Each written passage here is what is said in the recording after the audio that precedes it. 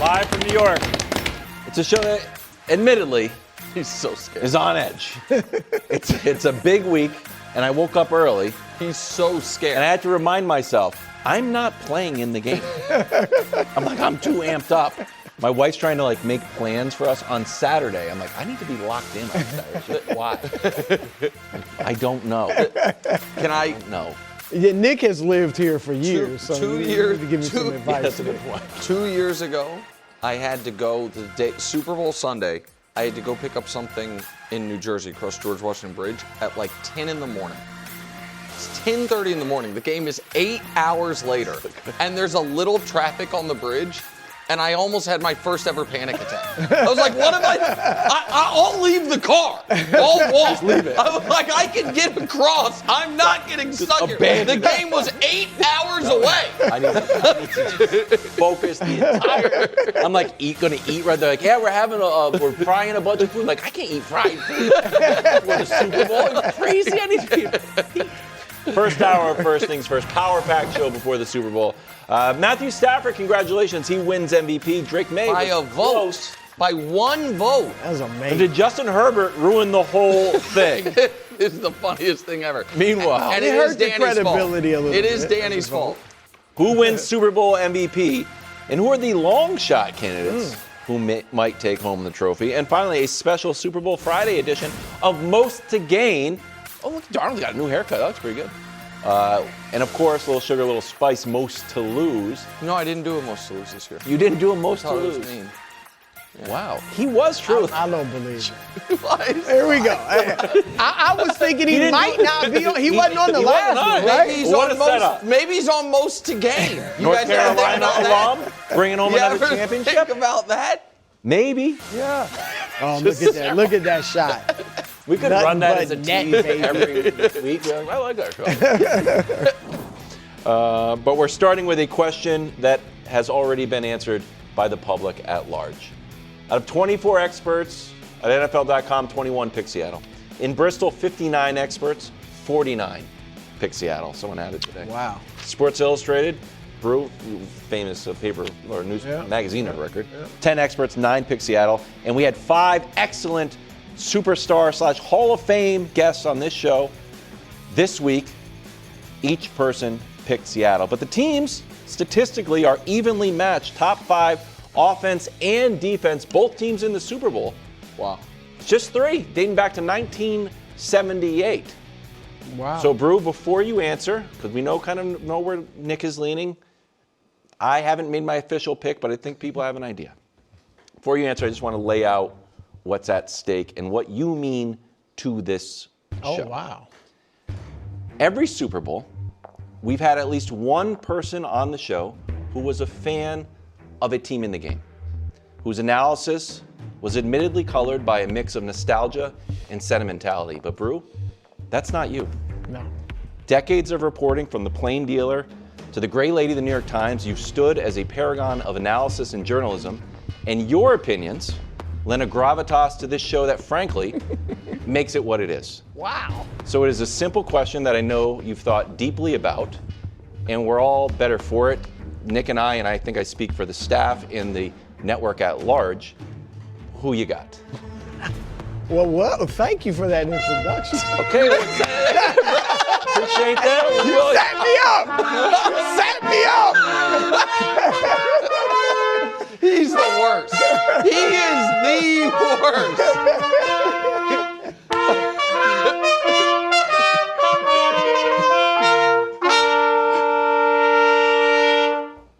We're on the doorstep of destiny. It's Friday before the Super Bowl, okay? Just put it out here, bro. We're on the tell you doorstep of what. destiny. I've been right for a long time, but I don't want that to color your analysis. Well, if I was going to pick the Patriots, that might have made me change my mind. You set me up again. But look, as you guys know, I have thought long and hard about this. Yes. All right. I have listened to all the pundits. Yes. You two, Coach Mangini, all the great players that we had on the show. I took notes on, what I was hearing and Wilds. It was 19-6 Well, good. for Seattle. Yeah. I've even done a little bit of studying on my own, looking at schemes, looking at tendencies, game plans. Even went back and looked at some old Super Bowls where there was a big disparity in who was picking, picking one team or the other. And after all that, Wilds, I am sorry to tell you that you are not the only one who believes in the Patriots. New England, 24. Wow. Seattle, 21. Let's go. Let's go. Let's go. I am down. Why? I am with the doorstep. Do you want to go through the door? No, I'm just letting you know. I'm just letting you know. I mean, I'm with it. I have thought about this. What happened? Well, I am stunned. I just got a feeling. No, look. That is a lot of my analysis for the record. Here's what I'm thinking. I think Drake May is going to have a great game. I think he's going to throw for 2 touchdowns, Nick, and run for 1 and be Super Bowl MVP. I think that defense of New England is going to pressure Sam Darnold and then show him some looks that rattle him a bit. Yes. And I think I'm not expecting a full meltdown like against the Rams the first game this season, 4 interceptions, but a couple turnovers by Darnold that give you guys good field position, and that's what enables you to score your touchdowns and win a tight game. That makes me feel so much better. That feels like getting a diagnosis from the doctor. Like a good one, you know? Holy cow. All right. All right. You want me to go? I'm going to go for the Patriots. So I text you this morning, KW. Oh, my. Because I had something very unsettling, downright disturbing happen to me yesterday. So last night, who do you say was my only group of friends? Your friend Nacho, who is... No, I do have my friend Nacho, but gamblers, poker players, sharps. Yeah. So I was at a charity I forgot poker event last night. And there was my buddy Nihar, who might be the single sharpest trader / sports gambler I've ever met. And we're standing and chatting during break of the poker tournament, and he is explaining to me all of the reasons he thinks this game is mispriced and there is real value on New England. Value? And he said, no, to win.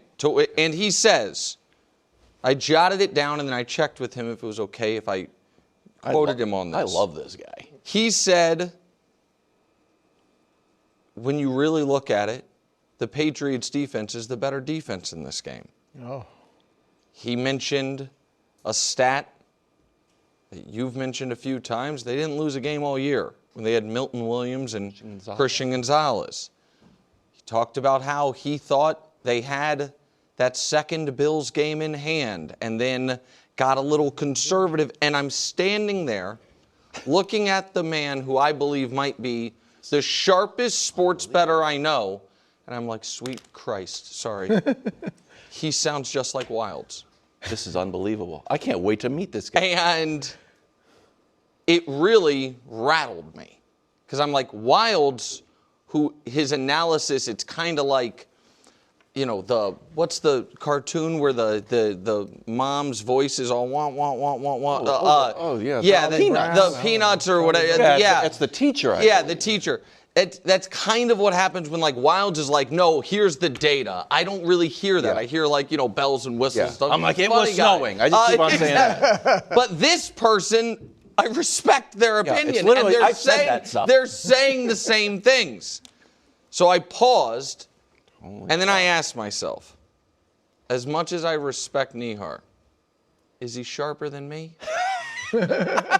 Seattle's defense is better than New England. Seattle's coach annihilates young quarterbacks. Seattle has the only true superstar skill player in the game. Seattle's quarterback is playing the best of his life, while New England's quarterback is doing a Trent Dilfer impersonation thus far in the playoffs. Seattle played a gauntlet of a schedule. New England played the softest schedule in 25 years. Seattle 27, New England 17 that one hurts. Is my official prediction. That's not a blowout, but it's I think Seattle is more comfortable than most people have. ahead of most of, up 7-10 throughout the game.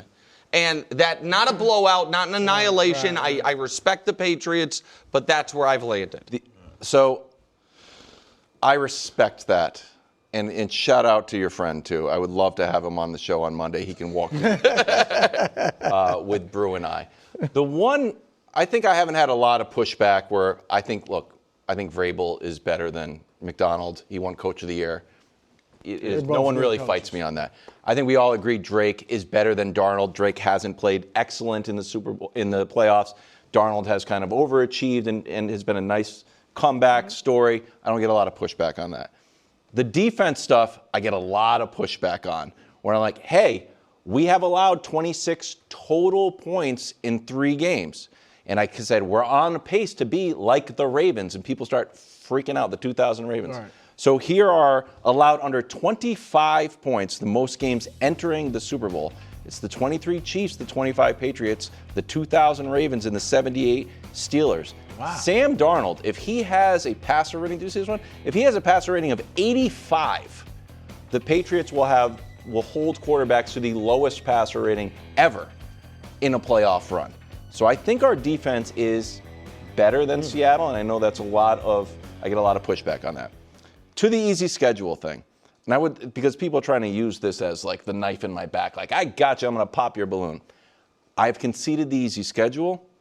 The thing about the easy schedule is teams with easy schedules in the Super Bowl have learned how to win, and it's not iron sharpens iron, it's iron, it's you get used to winning.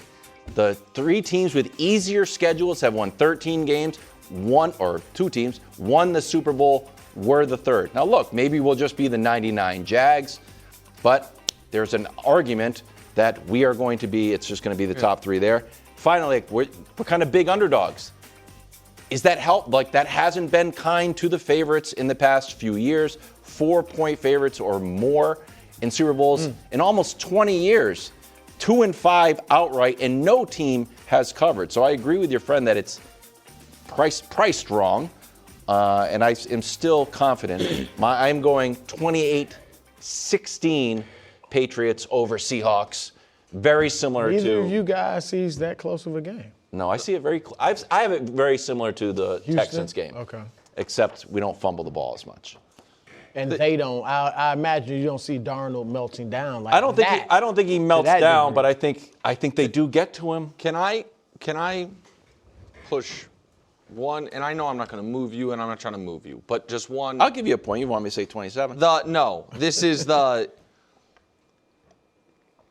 If you are being fully honest, let me back up. Do you think the Broncos defense is a really good defense? Yes. Okay. So Broncos Patriots defense, at least in the same ballpark. Yeah. Okay.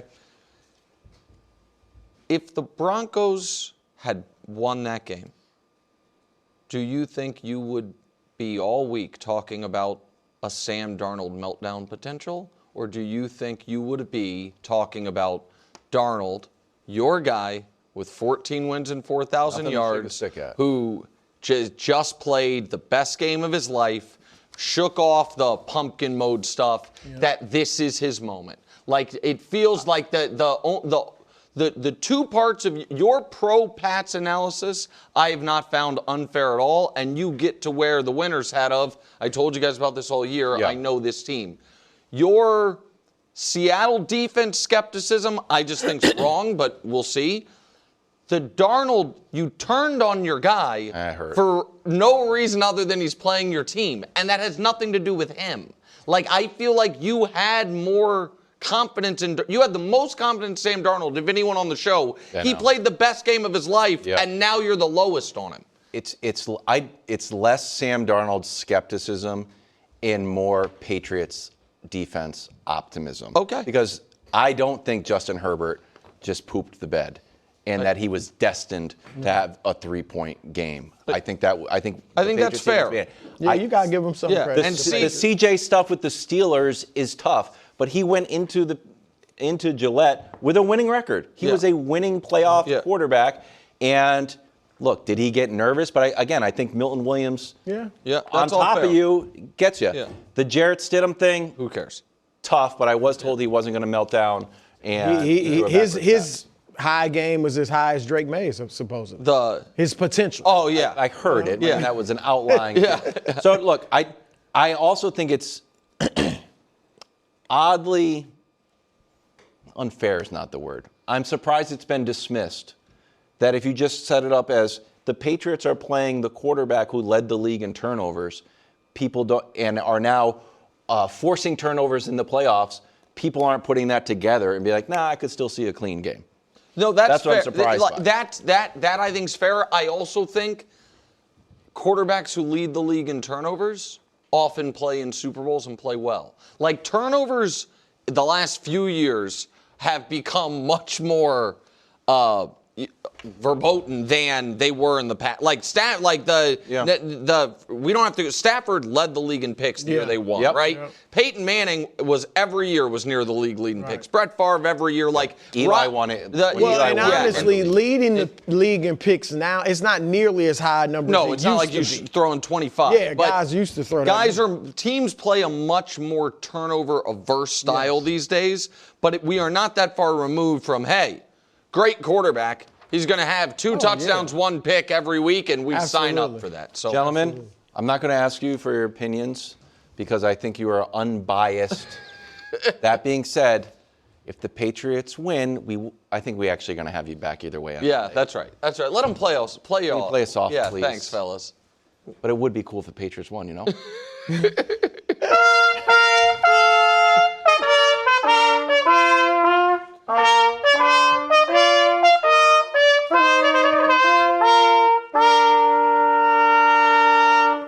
See you on Monday.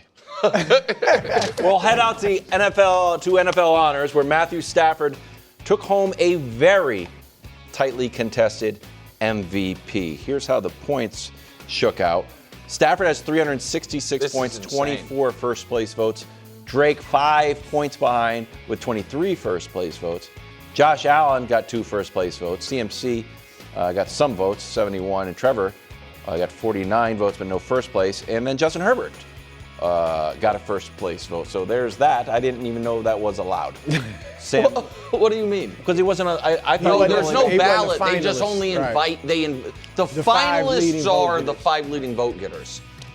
Oh, So it's not like that. I thought it was you No. could only vote for these No, 5 you vote guys. for anyone you want, and then once the votes are in. But So go Sam ahead. Hunt said, hey, I was the Justin Herbert vote. The guy had the worst offensive line in the NFL all season. Despite that, he was working miracles in almost every single game. Stafford's O-line, the kid as bad as Herbert's in 5 minutes, he became a turnover howitzer. I wonder how much Danny paid him. You know. And I like Sam. He but embodied he's smart, value. but So he's big overthinking on it. the V and MVP. Their reaction to everything.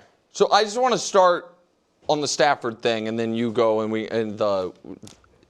because I was banging this drum all year, and I don't want it to be now missed. Stafford just made the Hall of Fame. Yeah. And I think that's really awesome. That's like cool. if you guys remember the day after that Seahawks Rams game that they lost, I was talking about, man, if this cost Stafford the MVP, that did the bad punt return coverage on Rashid Shaheed was the first domino that keeps Stafford out of the Hall of Fame. And on a day when we were reminded how difficult it is to make the Hall of Fame, when they could have inducted 8 people and they inducted 5, Stafford, the only guy with a Super Bowl championship and an MVP at that position to not be in the Hall of Fame's Theismann, who's eligible. And Stafford, like Theismann's career was cut short due to injury and started late. So I think that's really cool. And I think the right guy won. I think the vote was also as close as it was supposed to be. Yeah. And it is crazy that because you get 10 points for a first place vote, 5 points for a second place vote, it was a 5-point margin. So if one Stafford voter had been a Drake May voter, Drake May wins MVP. Wow. But I haven't seen the votes, but no, they haven't put them out. But is there a chance like Drake will? That if Drake had a few third places, more first he could have. Well, he could, but I mean, you also see he beat him by 1 first place vote, and he beat him by 5 total points. And the gap between a first place vote and a second place vote in points is 5. So the logic holds. They had about the same amount of seconds and thirds, and that was the margin. And so I'm happy for him. I think it's great, and I think they got it right. Down ballot, I think, is a mess. I think Stafford, you're saying he's definitely a Hall of Famer. It's interesting because he certainly has the reputation now of a Hall of Famer. He's viewed as one of the best quarterbacks, in recent, in this era. Now he's got the MVP in the Super Bowl, and he's got the stats of a Hall of Famer. Yes. He doesn't have all of the other, the Pro Bowls. Yep. We talked about all pros and things like that. But I'm guessing he won't be first ballot. It might take a little while. Yep. But his game is Hall of Fame level, so I got no issue with that. I was surprised it was this close. I mean, obviously, I thought it was a 2-man race, but I was stunned. Stafford, Drake had an MVP level season, but Stafford threw 15 more touchdowns, had more yards, almost more than 300 more yards. I'm surprised it was this close. That tells me that guys looked at, and this is fair, they looked at the supporting cast, particularly your skill players, and they said, okay, Stafford was great, but he had Puka, he had Devontae Adams, Kyron Williams, probably the best running back of the two teams, and Drake May had, and what we thought was an old Stephon Diggs. Kayshon Boutte, he's probably getting a lot of credit for making Boutte so good this year. So I think that was part of it. I'm shocked. Even Josh, I think Josh was clearly should have been on the ballot, but I'm shocked he even got some first place votes. It's outrageous. Okay, good. I was like if Mahomes won the AFC West, was in the Super Bowl, and people are like, you know what? I'm rocking with Herbert for 2 votes. I just feel like that would be nuts. Yeah, and doesn't have a statistical case. So do you want to keep going? No, go ahead. So listen,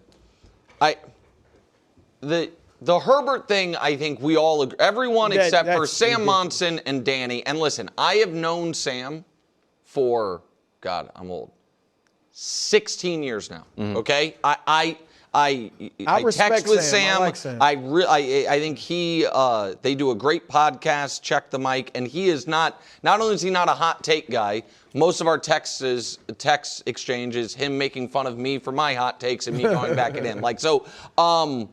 I think this is flat wrong.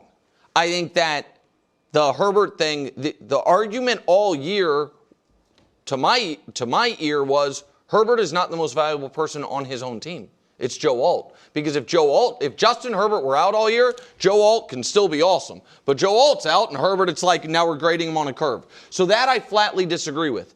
The Josh Allen thing is, Brew, we now have 4 years where Allen got what I consider indefensible first place votes. So I just want to lay it out just very quickly. In 2020, Josh Allen got 4 first place votes. That year, Aaron Rodgers had 48 touchdowns and 5 interceptions. Mahomes had 38 touchdowns and 6 interceptions and 4,700 yards. And Allen had 37 touchdowns and 10 picks. Far fewest touchdowns, far most picks, fewest yards. He got 4 first place votes. In 2022, when Mahomes had 41 touchdowns and 12 picks and 5,200 yards, Allen got a first place vote with 35 touchdowns and 14 picks. In 2023, Allen got a first place vote with 29 touchdowns and 18 interceptions. And this year, when Stafford had 46 touchdowns, 8 picks, Drake May had 31 touchdowns, 8 picks, and Allen had 25 touchdowns and 10 picks, he got 2 first place votes, which means there were voters that said, if it were up to me, he'd win the award. Yeah, that to me is just, and I like Josh Allen. We just talked to Josh Allen. I don't think, and this is where I think the media can be Josh Allen's biggest enemy. I don't think Josh Allen thought he was the MVP this year. I don't think sure Josh he did. and so I don't understand. The only explanation to me, and look, they don't give you a criteria. Correct. Same with NBA, where I'm a voter, which they like because it spurs discussion and arguments and things like that. The only explanation for this, and maybe those other years, I think those other years you said, is that people think he's the best player in the NFL, and they vote. That's how they vote. Whoever's the best player in the league. Yep. That's the only explanation. Yep. Because I would trade statistically, Matthew it doesn't- Stafford for Josh Allen. Yeah. So right, and so that's the only reason they could vote for him, I think. Just final word on this, and I've been pounding the table for Drake Stafford was sick all year. Probably good for the Patriots. This result. It's not bad for him. Yeah. Hard to argue it's bad. It was so close that it almost is like a little victory for Mato. Oh, you think? Slight. Like, I mean, that was a pick 'em. I like it. And I bet those Allen votes would go to Stafford if they went to Drake and he missed it, but it's probably for the best. Drake's like, oh, second place, good. One other note, last 10 seconds segment. Reminder for our show and all the shows next year that this is the one place the odds market has no idea what it's doing. That MVP votes. Yeah. Oh, 'cause it was crazy. With I'm a 2 weeks crazy left in Stafford. the year, no, it was 2 weeks. With 2 weeks left, Drake May was minus 500. Like a minus 500 favorite never loses. And then with 1 week left, it went to minus 400 Stafford. And as it turns out, any one it should have been minus 110 on both sides. It was that close. And so it's just, when we have the conversations next year, it's nobody has the MVP locked up. Like, it's just, it really is a moving target. Most to gain next on First Things First. Oh, I was so happy. I didn't. Yeah, but you wouldn't high five. Well, I didn't know. I was just left in my brother hanging for like, spitting. like 10 seconds. How many people vote for MVP? Kids. They grow up so fast. One day they're taking their first steps. And the next, they don't fit into the tiny sneakers they took them in. You blink your eyes and their princess dress is 2 sizes too small, and their dinosaur backpack isn't cool anymore. But don't cry because they're growing up. Smile, because you can profit off of it. For real, there are a bunch of parents on Depop looking for the stuff your kid just grew out of. Download Depop to start selling. First Things First will be at the Daytona 500 February 12th and 13th. We will be wearing those jumpsuits. Really? Oh, nice. I don't know. Is that true? I'm going to go on eBay and get myself some NASCAR gear. I definitely want that. I'm going to get an M&M's jacket. You guys look good in those. Thank Those you. are great. And Nick looks really good. That. Yeah. You haven't looked that good since the highlights. We are 48 hours away from what Pringles is calling the big game, where legacies will be on the line. Lots to gain, lots to lose. To find out who has the most to gain is a segment we call Most to Gain. Also, Coach Mangini is here. Coach, great to see you. Let's get right to it, however. Number 8 on the most to gain list, the Door of Destiny. That's huge.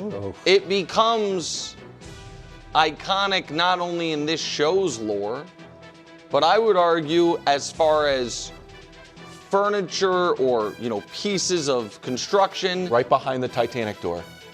That's not what I was thinking. I was thinking in sports TV. Oh. It's certainly alongside, like, the table Jim Rome got pushed through by Chris Everett and those other, like Jim Everett. Jim Everett. Sorry, because for calling him Chris Everett, he's gonna push me through a table. You're going through it. And so the Door of Destiny. Number 7, JSN, Offensive Player of the Year, and a Super Bowl as a wide receiver. Cooper Kupp did it. That's the list. Wow. And the last guy who was at least in the discussion for that is the best receiver in the league to win a Super Bowl, I think was Marvin Harrison. Like the guy that we think, I know Cooper Kupp had the best year, but I don't think people said he's wide receiver 1. Think about it. Like because Megatron never, T.O. never, Randy never. I don't think he was. I don't think Tyreek until he got to Miami. Yeah, I don't think Tyreek the year the Chiefs won because he only won 1 Super Bowl with them. You know, and so And it was the year he had right, like and so I just it's like a Deion Branch guy myself. Me too. I was thinking Deion. number 6, Cardi. Oh, wow. Now, our Taylor Swift. I mean, well, there you go. Exactly. Also, a little rumor mill saying Stephon Diggs could propose if they win. Now, Stephon Diggs doesn't seem like a proposal type of fella. Well, however, he does love her. You know, maybe At the he's Super Bowl? Maybe he's turned over a new leaf, or I don't know. Here's what I do know: I love Cardi B. I think her relationship with Mike Vrabel. It might not be worth a docu-series, but maybe a small little, 15-minute short I'm interested in. Cardi B, show her during the game. She's having a great time, looking awesome. Number 5, Mike McDaniel. I feel like we don't know enough about him. We know he came from Baltimore, was awesome, he's young, but what, KW? No, I agree. I don't know. I can't And so It seems like all football. And locked in. and it feels like if they win this game, there is a potential. Hey guys, why isn't Mike McDaniel thought of like Sean McVay Well, he will be. any of these young, great, genius coaches? He just happens to be on the defensive side rather than offensive side. Number 4, that guy. be huge for us. It would be huge. And It would be big. unlike a lot of the years I was able to be covered in glory with the Chiefs, this guy really did go out on a limb. Now, I will say, there were moments people abandoned the Chiefs, but they were still the Chiefs. They were still always one of the favorites. The bulletin board was because we found one person that didn't, bow down to them. Yeah. KW did this when the team was 2-2, when they had lost to the Raiders. We were still out on the Raiders at that and point. the Steelers, and it would really now. For the record, it will be terrible for the show, but good for you personally. Yeah. Number 3, Mike Vrabel. You know how I know Mike Vrabel has near 100% approval rating? Mike Vrabel, and I won't even paraphrase it because I don't want to make people feel uncomfortable, but gave one of the wildest quotes I've ever heard a coach give under any circumstances. A person. And it was 3 days ago during Super Bowl week, and not a single topic of, are we sure he's locked in? Like, what's going on there? Yeah. You know why? Because everybody loves the guy. Because everybody respects the guy. The article today is about how he drinks 3 C4 energy drink pre-workouts every day and walks around the facility and says, I'm on C12 now. Maniac stuff. But we all love it. Caffeine in the coaching circles are out of control, Coach. Crazy. And so I was on 16 cups a day. And so I do think he then skyrockets to, hey, I'm not one of these people, but for the people who think Andy Reid's lost his fastball, why isn't Mike Vrabel the best coach in the league? He went to an AFC Championship game with Ryan Tannehill, got a number 1 seed a different year with Ryan Tannehill. First year with the Patriots, win the damn Super Bowl. 4 wins to the Super Bowl. Number 2, Sam Darnold. The first guy from that draft class with Baker and Josh and Lamar to win a Super Bowl. He will, I know, this is probably an offseason discussion, should he even, demand one, he would get a brand new awesome contract, bro, if they win the Super Bowl. And Well, he should demand it. yeah, If he's gonna get and it. it becomes, fair or not, the story of his career becomes, man, the Jets can ruin anyone. Yeah. And so They can. Sorry. And number 1, Drake May, who the discussion's just going to be, is he the best player in the league? It's just what it's going to be. He's that young. Does he have to have a great game for that discussion? He has to have a good game. Okay. They can't win the way they won the playoff games leading up to it. But if he's good and they win, that age, that pedigree, that regular season, and a championship with Patrick coming off a torn ACL and, Lamar missing the playoffs, Josh having the end of the season that he did, that'll be the discussion. So he has the most to gain. Coach, What do you think? Look, I love this. I would probably swap Sam Darnold and Drake May just because Sam Darnold's journey is so different and gone through so many more hardships, and Drake has a lot more time ahead of him. The Kevin Wildes pick, I think, is excellent. I don't know anybody who stood up like you did that early, then created a prop, then kept going through the prop, and now I think we should have the prop made into like little necklaces if they win. There you could have like a little pendant or something. If you saw my Etsy search history. This guy loves doors. It's like little doors. I probably would replace Cardi B with John Schneider, and here's my thought process on that is, so John Schneider went through and he had Pete Carroll and they had the 2 Super Bowls, which was great, but then he was willing to move on from Pete Carroll and he took a chance on a young coordinator, and that was a big chance. And then not only does he do that, but they move on from Russell Wilson, then they move on from Geno Smith, and now they take another chance on Sam Darnold, and that's worked out as well as he could have possibly hoped. And then the other part of it is you can get a little bit of revenge for the game that you lost against the Patriots the last time. So for me, the way that he deserves a lot of credit for the decisions that he made, which were hard decisions, and he's made really good ones in those hard decision moments. And to your point, Coach, he now has made 3 Super Bowls, none of which with, at the time, star quarterbacks. Like, it just great rosters built. Russell Wilson turned into a star. He was year 2 Russell Wilson when they won it, was not considered a superstar, even year 3 coming off the win. Darnold going into this year, like, those were the story of all 3 Seahawks Super Bowl teams since he's been there has been, man, this is an awesome roster. So that's, I think that's I think if they do end up selling the team, he becomes as valuable an asset as anything if they win the Super Bowl for whoever the new owner might be. Great point. With that said, it's a TV show, so I want to put Cardi B on it instead of John. Yeah, way more fun. Way more fun. I'm going to go with Cooper Kupp. I like that. Because I think the Patriots going to pay so much attention to JSN that could open things up for Kupp. He already is the MVP of Super Bowl 56 with the Rams.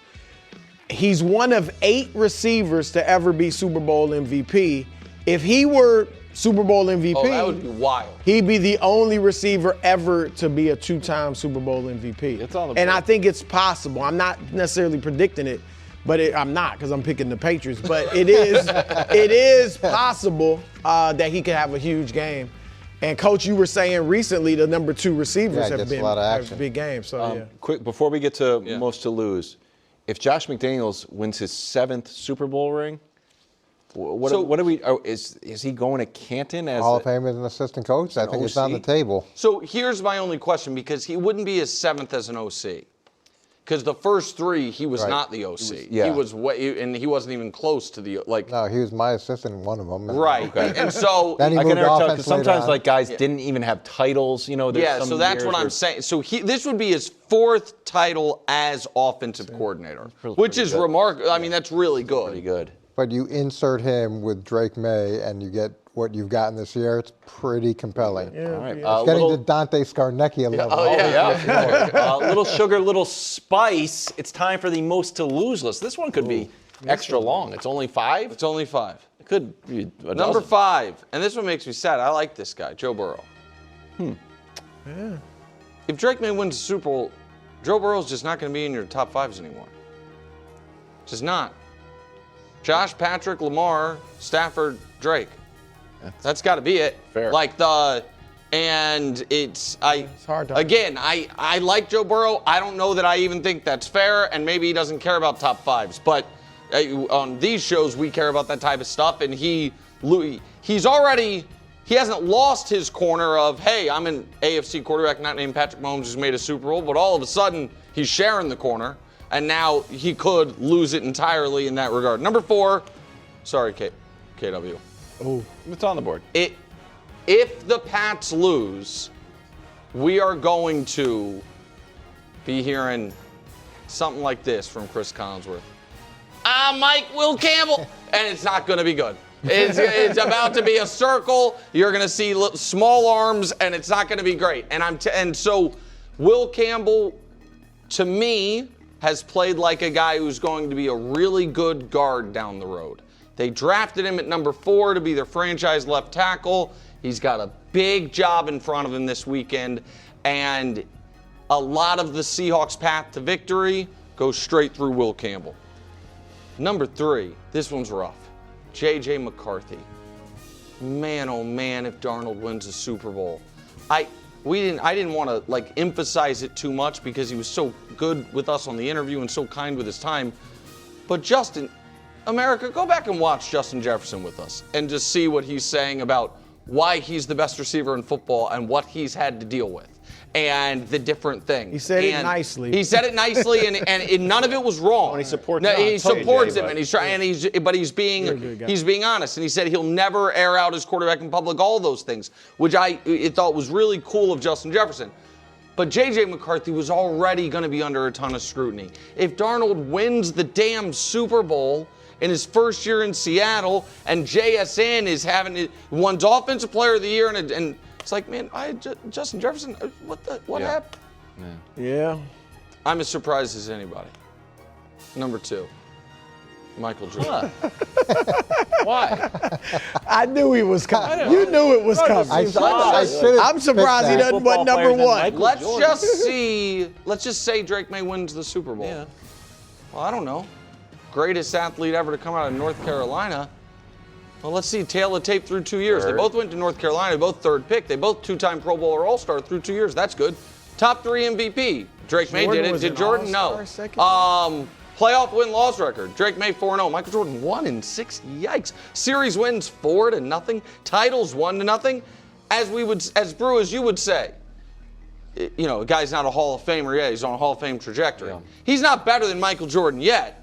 But he's on a better than Michael Jordan trajectory if he wins. That's a tough one. Jordan was hurt his second. And that's not even best ability is availability, and that's not even incorporating Lawrence Taylor, who might be like, I'm already the best North Carolina athlete. And number 1 most to lose. I don't have a lot to lose. You have everything to lose. I have silver medal. KW? I have locked up the silver. KW, here is the problem with that.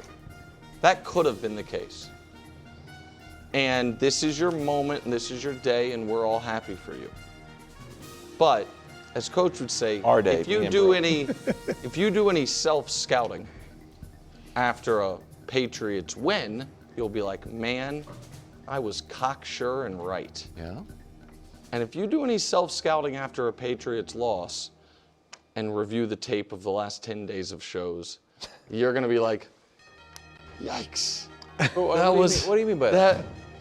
Blowout. Your brand of, you know, the incredibly handsome, likable guy. Yeah. You have taken a turn to the, for some reason, not quite as handsome. I don't think it affected his look. Well, you know, he's not smiling as much. I'll tell you it's a furrowed brow more. And so it's most to lose, KW. I didn't realize how difficult it is and how much of a burden it is to be right about something. And to have to fly in the face. You know, I'm like Ryan Gosling in The Big Short. It's like, look, I'm right. But it's challenging. It's much easier to be like, you know what, I'll be number 77 of 79 people picking the Seahawks. It's hard. It's lonely out here. Can I ask you a Thankfully, question? Brew joined me. I'm with you. There were a lot of people in The Big Short who were right and flying in the face of conventional wisdom. Why did you pick for you the one guy who's just devastatingly handsome? I love Ryan Gosling.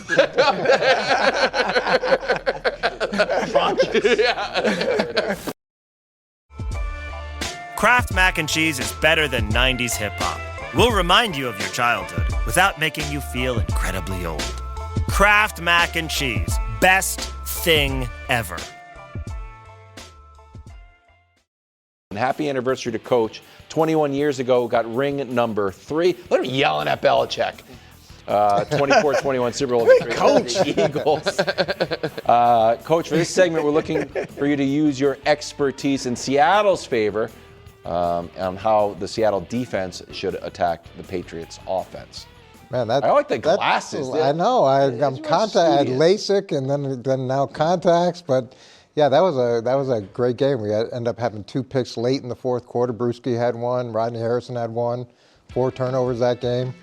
And looks like from that video, looks like those were your play calls that got those picks. Like a little quiet disagreement here and there on the sideline, but yeah, great memory. So in terms of this next game, I got a hot little number here for Seattle.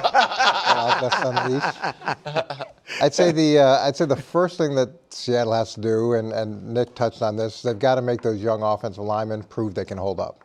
That's the first thing you got to do, and they don't blitz very much. They're about 19% pressure, which is on the low end of the NFL. But when you do bring the pressure, I would probably concentrate that over on that side to see whether or not they can pick it up, they can pass it off, and then you got to continue to put pressure on those, whether it's games, knowing that there's going to be help to that side, but see whether or not those problems that have shown up over the course of the season and the playoffs are fixed, or whether or not we're going to be talking about something very different. Can I ask you a question? So Seattle doesn't blitz a lot, and this is a brand new game, 2 weeks rest.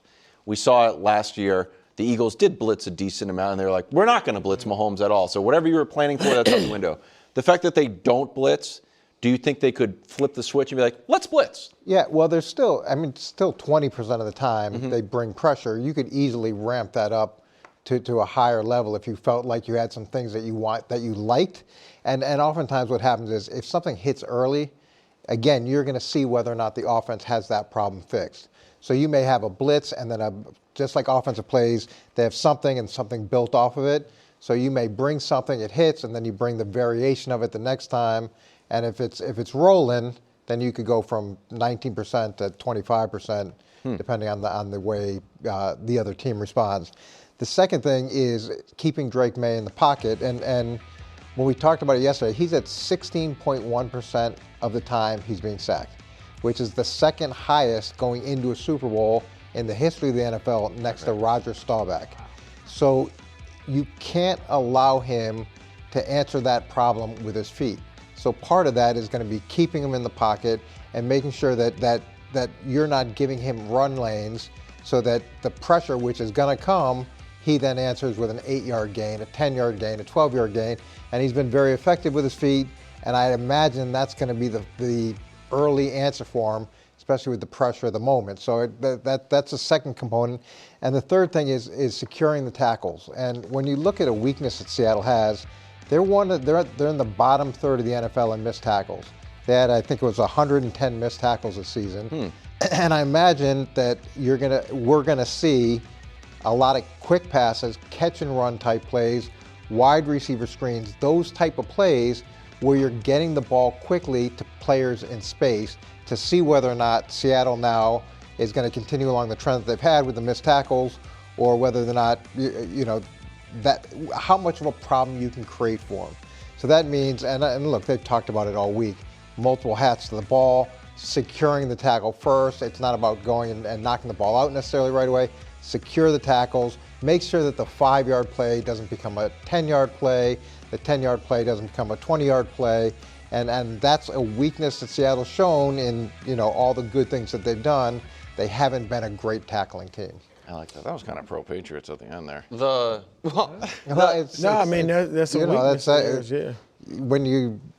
Whatever weakness you have, you're going. It's like sharks to blood. You find the weakness, you attack the weakness, and if it hits, you keep attacking it. And is that because they go for the ball too much, try to strip it, punch it out? The Patriots are actually one of the best teams in the league in terms of tackles, and some of that is older players sometimes cannot be great tacklers. I think I've told you I had a DB one time that told me, I got 50 tackles in me, and once I get to 50, I'm done. Some guys. Really? Yeah, to 100%. He's like, at the start of the season, he's a new guy that we had brought in. He's like, I'm good for about 50 tackles. Once I hit that, I'm done. And I like the transparency. I like the honesty. Yeah, he was a pretty up and down guy. But there are some people like contact. Some people, you hear the term cover corner, that means usually they can't tackle or won't tackle. Right.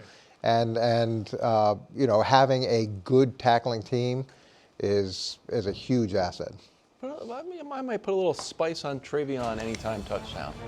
I told you. Well, speaking of that, he'll get tackled. He's not super hard to he'll get tackled quick, but if he breaks it, no, he's going. My 3 prop bets Coming. Ooh. This segment. Do you have one in there?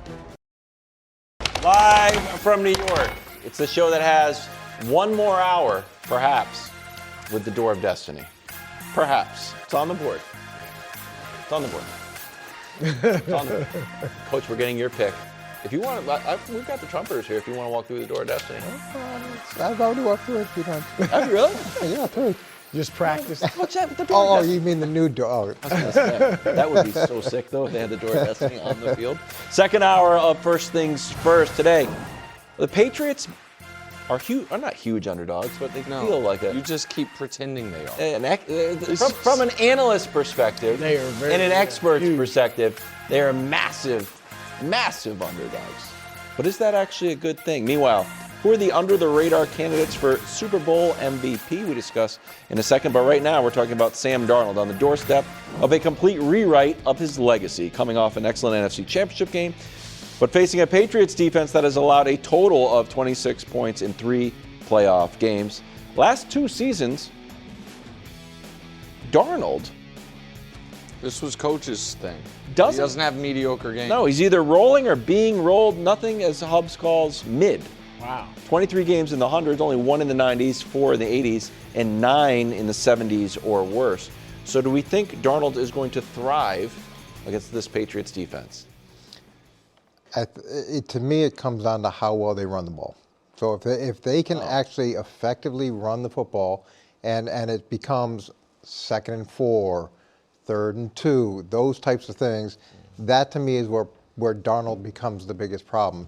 Because once they do that, they have all the plays where off the running game, they're pulling them out of the pocket, and that opens things up and it creates movement and pressure on the defense that way.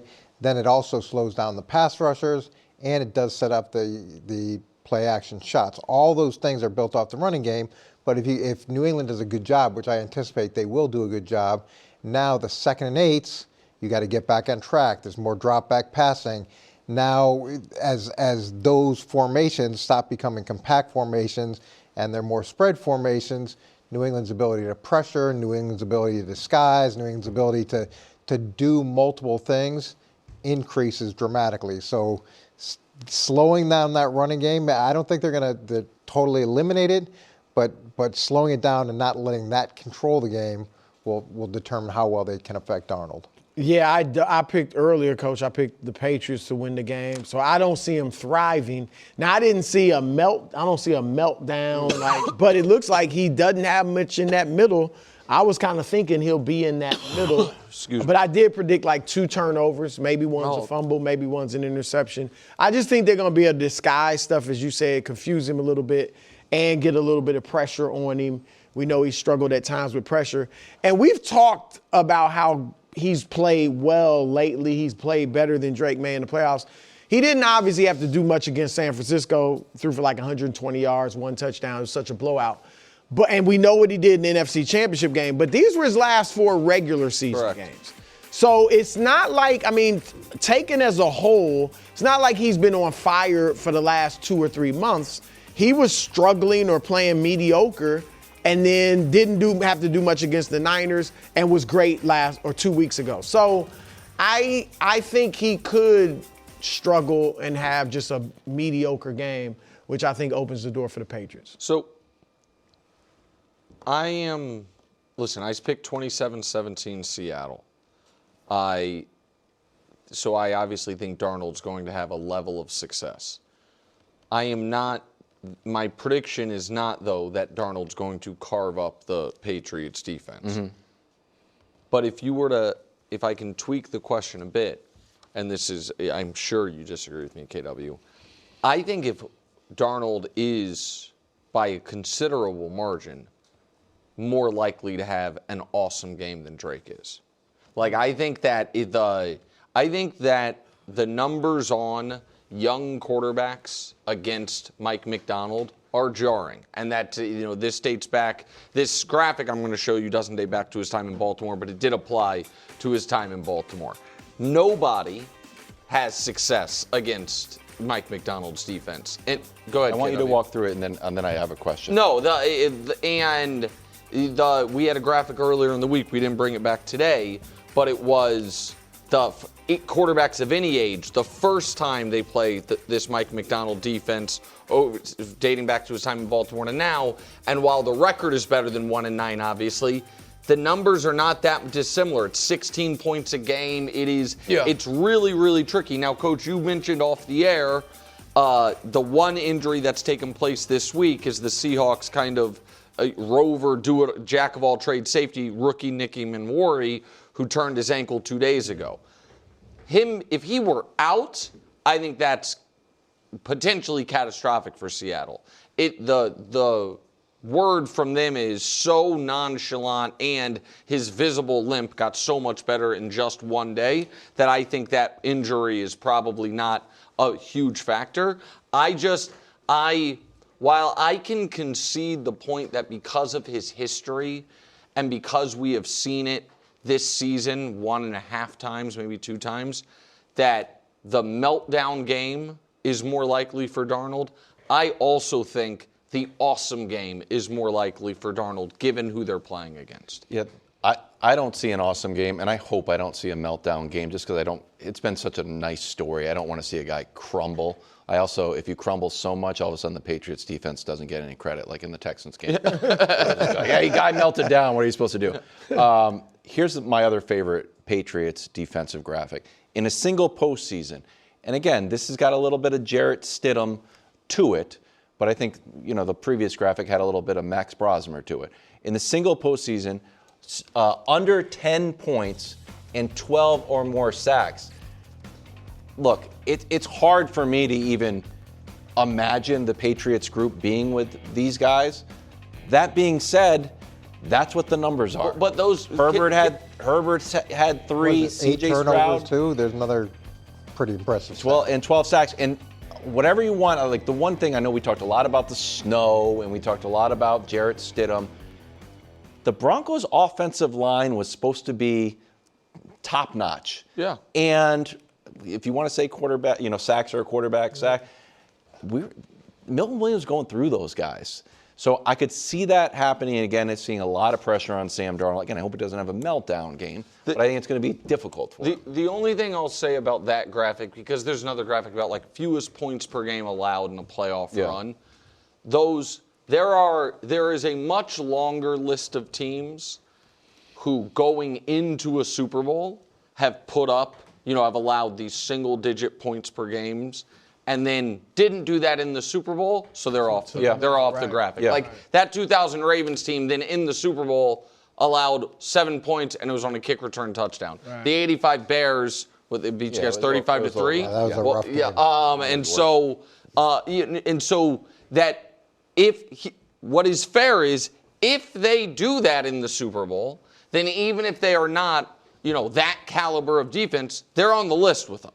But they are also, they allow, I can do the math at the top of my, like 22 points in this game, which isn't a huge number, and they're no longer on that graphic. Quickly, Coach, we knew that the Patriots' plan in Denver was like, man, if we get to 10 points, this game is over. Do you think, and we've been like, I think Drake May is going to do well, but do you think Vrabel is so confident in this defense? Like, man, we get to 17, this game is over. Because according to this graphic, that's like, we're the 2000 Ravens, we're the '85 Bears. Or do you think it's more of an aggressive mindset for? I mean, when you watch what Seattle was able to do against the Rams and some of the things that they were able to overcome, and having the comeback that they had in that was it the second game? Yeah, that was pretty impressive. They've moved the ball pretty effectively against some quality teams. So going in with the mindset of, hey, if we hit this number, you may think it, but you're not really sure. And the other thing that is a counterbalance to that is, how well is Drake May going to respond? Are we going to have a bunch of turnovers? Or there's that other side of it, because it's not like your offense has really been humming, and you put the defense in some bad spots throughout the playoffs. I think there is a decent chance that now maybe both quarterbacks play a clean game, but I think there's a decent chance for both of these players that if whoever turns it over first has a really rough next hour of football. that for Darnold, the history of his whole career, really, you know what I mean? Yep. For Drake, being this young and his history of just this playoffs, having, you know what I mean, being loose with the ball and having rough spots, that if in the Super Bowl there's a first quarter strip sack or tipped pass interception, even if it's just unlucky, I could see it snowball. Hell, it snowballed on Patrick freaking Mahomes in his 5th Super Bowl as a minted all-time legend. It can snowball on it. I think that Drake May, though, has the advantage if things happen early, because when you're young like that and don't have the scar tissue that Sam Darnold has, then you don't know any better. Yeah. And having Josh there on the sidelines, they were down 28-3 in a game that he coached, to be able to kind of bring him back to balance.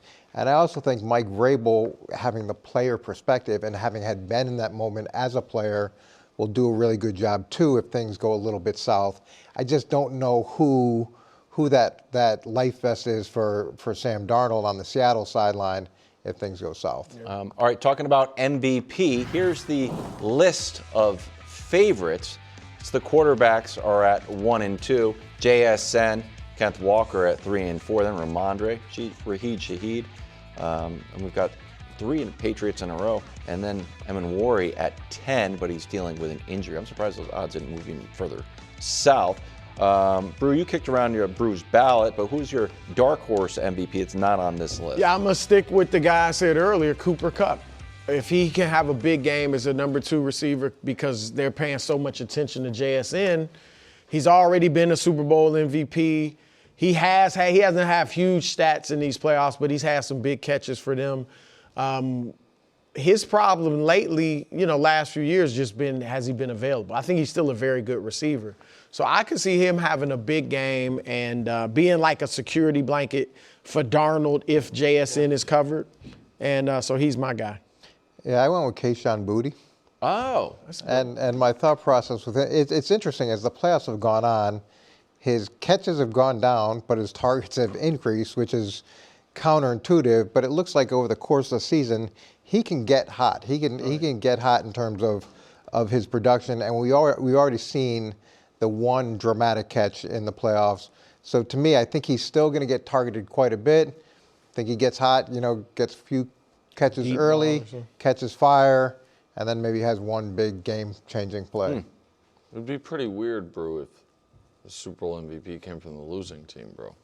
No, I know. I'm not counting on it. I feel like you're hedging a little bit. No, I'm just saying. No, listen, I'm all for it. I think there's a lot of instances across a lot of sports where the MVP should come from the losing team.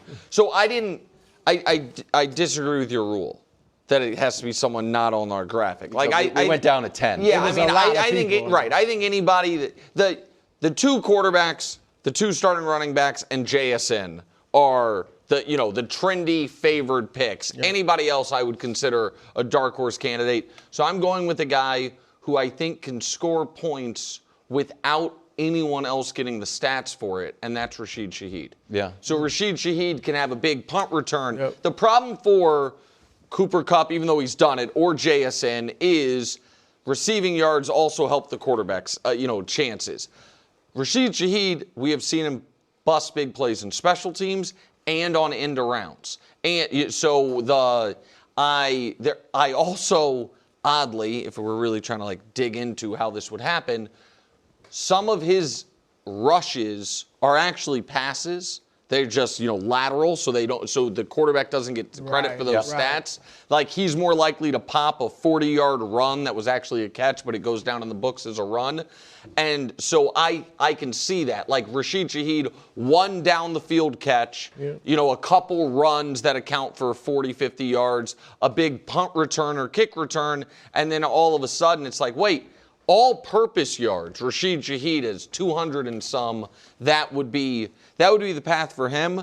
I wanted to go, and I might actually make the bet of 3 different Seahawks D linemen to see if any one of them could have the Von Miller game. Wow. Whether it's Leonard Williams or Tank Lawrence or Mafe, just somebody that can just keep whooping a Patriots O-line and have a couple strip sacks. It's hard to key on who that would be because they don't have a Von Miller. But if you liked Milton Williams, I wonder if Milton Williams has any momentum from the last Super Bowl. It's like, hey, Remember me from the last Super Bowl? I was 2 sacks on Patrick Mahomes. He had the strip sack. and he recovered it. So Right, the illegal punch to the face that we had to watch all of That's season. true. Yeah. That actually should have been called. Yeah. All right, it's time now for a segment so hot, it's smoking hot, okay? It's a very hot segment. It's time for Upset Alert. We have made our picks already. Nick is going Seahawks, Brew and I with the Patriots. Coach, we're going to get... You and Brew both would get 7.5 points. Oh, The yeah. Patriots are 4.5-point dogs. is Now, it unfortunately scoring? for you, there is no scoring. It doesn't matter. It's Coach okay. won everything, but go ahead. No, we've got a special visit from Greg Jennings. Oh, Yes, oh, wow. he'll be here next week. Oh. So take a listen from Greg, who he's got. No need for the suspense. I got the Patriots defeating and upsetting the Seattle Seahawks 24-20, hoisting again their 7th Lombardi trophy. Look, man, it is what it is. Wilds, I've been riding with you all season long. I love the tagline, Doorstep of Destiny. You called it. They delivered. Carry on, fellas. That's a nice flex, Coach. That is a nice flex. So what's the deal? You get like a little replica trophy. Sometimes you can get that. We didn't do the replica trophies. We had like some rings, and then our wives got pendants and Pendants. yeah, like a little pendant. Oh, I thought. Oh, I was Like a thinking necklace? pendants. That was a good size. Like they put in your just a triangle. Won the Super Bowl. No, like a little pendant. Greg and I are, we're closer than I thought. So he said what, 24-20? Yes. Yeah, and I said 24-21. I'm 23-20. Wow. with the Patriots. You're And by yourself now. Wow, 5 Patriots, 4 Patriots. Being the underdog can be a very powerful motivator. And I imagine that Mike is selling that aggressively in the building. And as much as we want to say that human nature shouldn't play a part even in the Super Bowl, it does. And when you're the favorite and things are tight later in the game, those expectations, everybody's wondering, why aren't we ahead? Why aren't we controlling this? When you're not the favorite and things are tight late in the game, instead of giving you anxiety, it gives you juice. And that juice can carry you through. We made the right call, bro. So Nick, all of a sudden, Well, a lot to gain. You know what? We have 40 more minutes if you want to change your pick. Well, It's not you can locked still in do until it. the very Time end. now. Time now for Nick's picks. For Nick's picks. All prop edition. No. Oh, it's not? It's 3. It's the first, the game. I have Seattle covering the 4.5. They win 27-17. The analysis you No can one's got find that. for the last 90 minutes. And that also means if the total's 45.5 and I have a 27-17 spread, get out your little abacus, KW, add it together, that's 44. Yep. I'll take the under 45.5. Now to the fun ones. Prop bets. But don't reveal the first one yet. America. Listen to me. Everyone's going to be gambling this weekend, okay? Look for, on your favorite sports book, two-way markets. And by that I mean markets where you can bet over or under, or yes or no. If you can only bet in one direction, you have no idea if they're giving you a fair price. So just, if you have the... Like, what's a one direction bet? Will a player throw for more than 300 yards? Yes, plus 250. And you can't bet the no. Oh, so okay. you don't know what the fair price Got is. it. A two-way market is Sam Darnold over under 232.5 passing yards. Like, you know, I thought there that's was where always they're a yes setting or it no. at. And Gotcha. so, with that said, KW's going to hate my first bet. Under 2.5 receiving yards, Travion Henderson. He doesn't catch passes in the playoffs. He's not on the field during passing plays. I don't hate that at all. Okay, I thought you would hate it because you obviously, here's the only issue with betting under 2.5. The bet's never locked. At any point, he can be on stone zero the whole game and one little play and you lose. But It's either going to be under 2.5 or over 40. sure, right. And so this is really a bet that he's not going to catch a pass in the game. Under 2.5 receiving yards, Travion Henderson. I'm also going with another under of a small number. Under Sam Darnold rushing yards 5.5. Oh, you dirty dog. I know what you're going to I know what, Coach. I would personally like to find, would someone like to create a market for me for Sam Darnold to finish with negative rushing yards? Because if my guy doesn't scramble at all, you know what we're going to have at the end of the game? Kneel down. -1, -2. Listen, Darnold's not a scrambler. 12 games this year or 11 games this year, he has had 5 or less rushing yards. Half the games he had 0 or negative. Even if he runs for one time for 8 or 9 yards, this bet is alive because kneel downs count as negatives if they are kneeling down at the end. While I think Drake May might run for 50, I don't think Darnold's running for 5. So under 5.5. And then the bet that I told you guys yesterday, this is again just for fun, over 2.5 players to attempt to pass. You win this bet if a quarterback gets hurt, obviously, and backup has to come in, but that's not why you bet it. You bet it because every time there's a chance for a trick play, you can just win. Any double pass, any fake punt, any instance where a non-quarterback throws the ball, you win. You're going to get plus money on this anywhere you bet it, usually about plus 160. Over 2.5 players attempt to pass. You know Josh McDaniels been cooking something up Dusty, in the lab. who was throwing passes in last year's Super Bowl? That one hit last year. It hits every year. Yeah. It feels like it wasn't a trick play, though. What? That's last year that hit. When Kenny Pickett got in the game. He threw passes? They put in their backup quarterback? Did he throw on passes, Dust? Is that what happened? He did. Dusty said yes. I was out. He was in for a long time. Yeah. He was in early. Yeah, nice. I think it was halftime. Right? Do you have a lock here? Yeah, of course. What is it? It's Darnold under the rushing Seahawks yards. under 4, or Seahawks -4.5. Oh, okay. The Seahawks are going to be up 7 at halftime, up 10 going into the fourth quarter, and you're going to be hitting decline on my FaceTimes. How have your picks been through the playoffs? I haven't They didn't put it up there, Coach. Good, How have your Coach. upset alerts been through the playoffs? I supported you. Fantastic. I'm just saying, you said it's a lock. been pretty I'm just bad. curious what Now, Danny, ask Danny ask about Danny. it. Parkins is cooking. Yeah, he had that Herbert pick. All of a sudden he's MVP, but when the Patriots beat him. Well, the holidays have come and gone once again, but if you've forgotten to get that special someone in your life a gift, well, Mint Mobile is extending their holiday offer of half off unlimited wireless. So here's the idea. You get it now, you call it an early present for next year. What do you have to lose? Give it a try at mintmobile.com/switch. Limited time 50% off regular price for new customers. Upfront payment required. $45 for 3 months, $90 for 6 months, or $180 for 12-month plan. Taxes and fees extra. Speeds may slow after 50 gigabytes per month when network is busy. See terms. Two of the best teams in the Big East battle it out. The Huskies at number 3. I got to go to the Final Four against number 22, St. John's. That is tonight, College Hoops Friday, only on Fox. Welcome back to the show. Josh McDaniels won Assistant Coach of the Year last night at NFL Honors. He's at his 10th Super Bowl. Vrabel is at his first as a coach, but it's his 4th.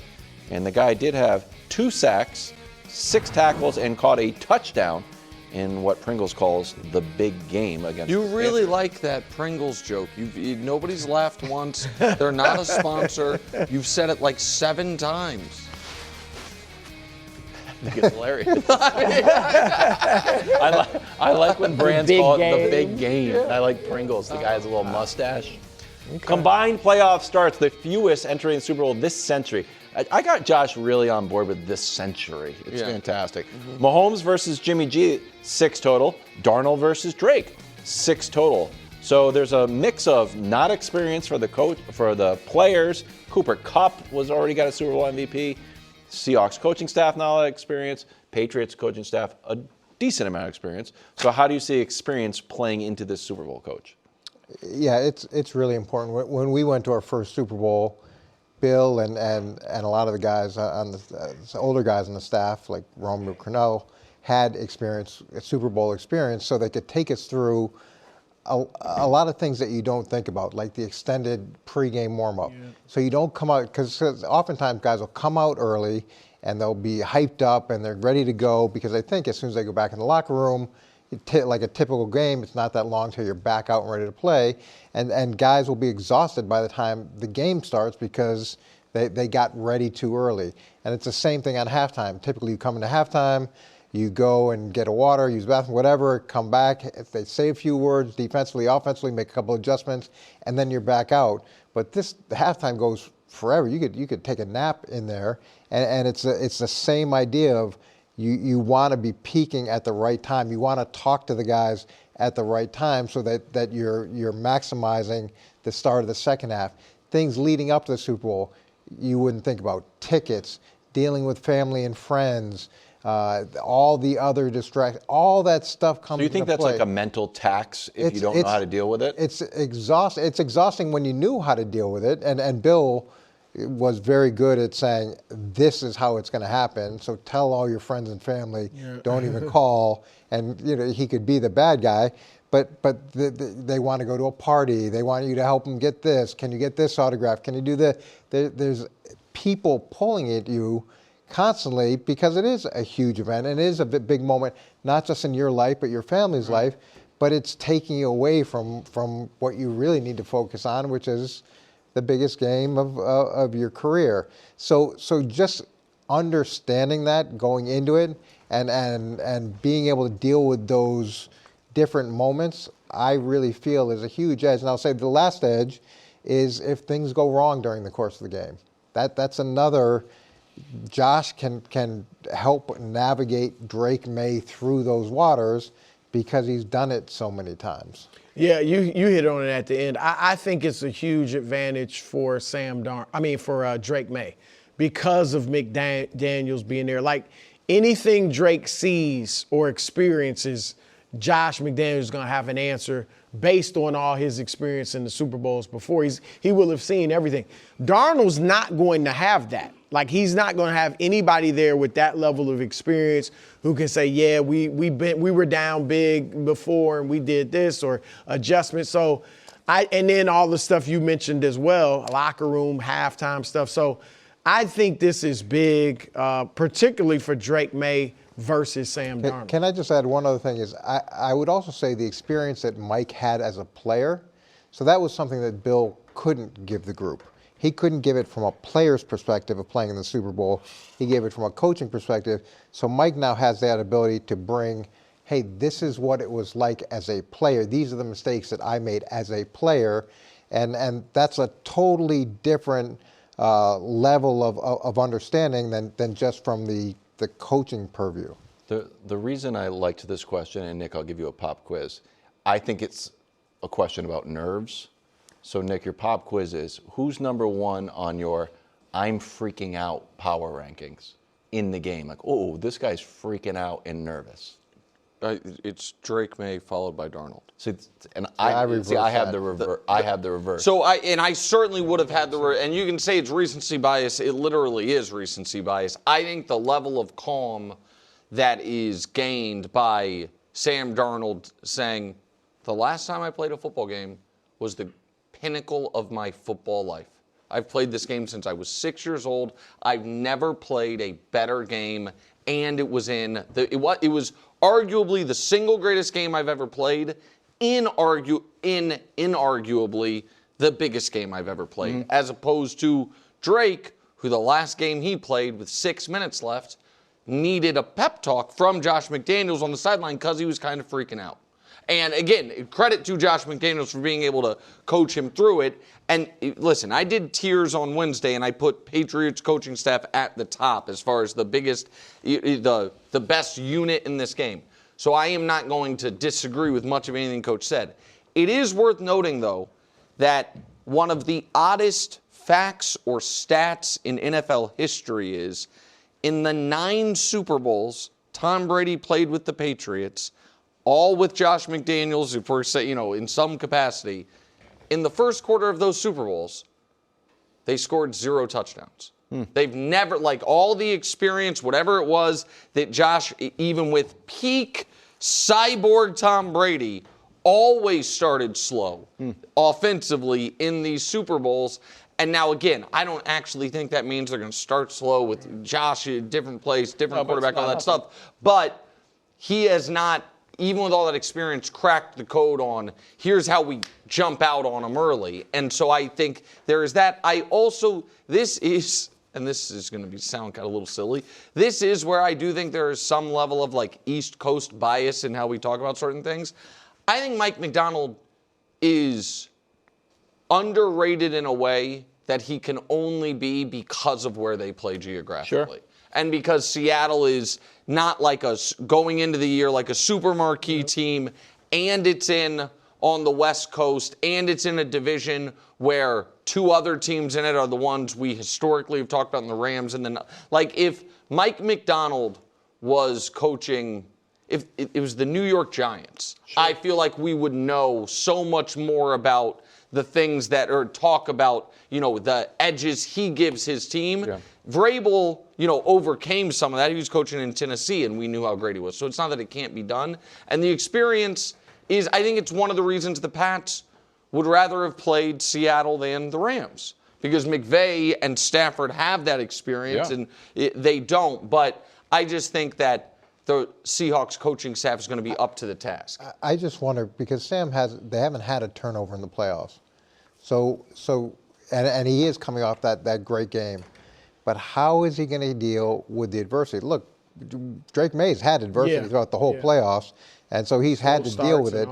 But when it goes a little bit south, are you going to be able to come back, reel your emotions back in, or does it, like the chart that we saw, the graphic that we saw, it's either feast or famine. So if we get a little bit of famine early, does the floor drop out, or can you recover? That's where I wonder if that second Rams game, Brew, is going to help him. Because, that was, in that moment, that was the new biggest game he's ever played in. He was playing terribly. He was playing as bad the first three quarters of the second Rams game as he did the first Rams game when he had 4 interceptions.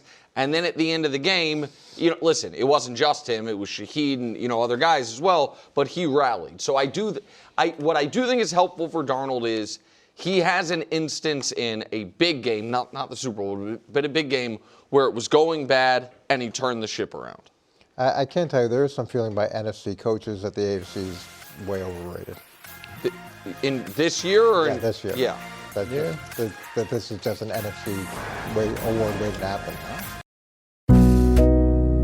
The world moves fast. Your workday, even faster. Pitching products, drafting reports, analyzing data. Microsoft 365 Copilot is your AI assistant for work. Built into Word, Excel, PowerPoint, and other Microsoft 365 apps you use. Helping you quickly write, analyze, create, and summarize. So you can cut through clutter and clear a path to your best work. Learn more at Microsoft.com/M365 Copilot. Welcome back to First Things First, Fox Primetime Hoops. Number 5, the Illini. The Illini are sneaky good going up against the Spartans, who I have going to the Final Four. Did you say Illini are number 5? Yeah. I don't know if they're that sneaky, buddy. Yeah, number 5. You're not saying they're number 5 team in the whole country. Well, guess what? I have them in the Final Four. Oh, there you go. Really? That's your 4th It's team? done. Yes. Just because of that? Yeah, exactly right. I didn't put no thought into it.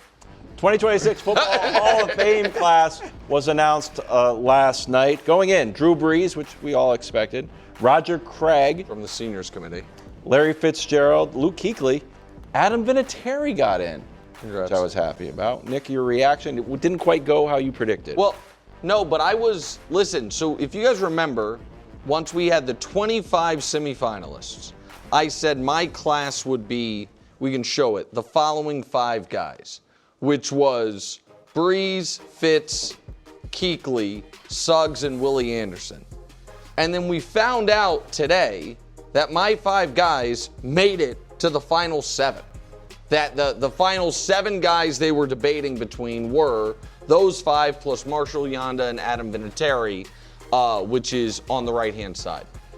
Here is my disappointment. And it's not with it's very hard to get it all right, so to speak. And these are all great players.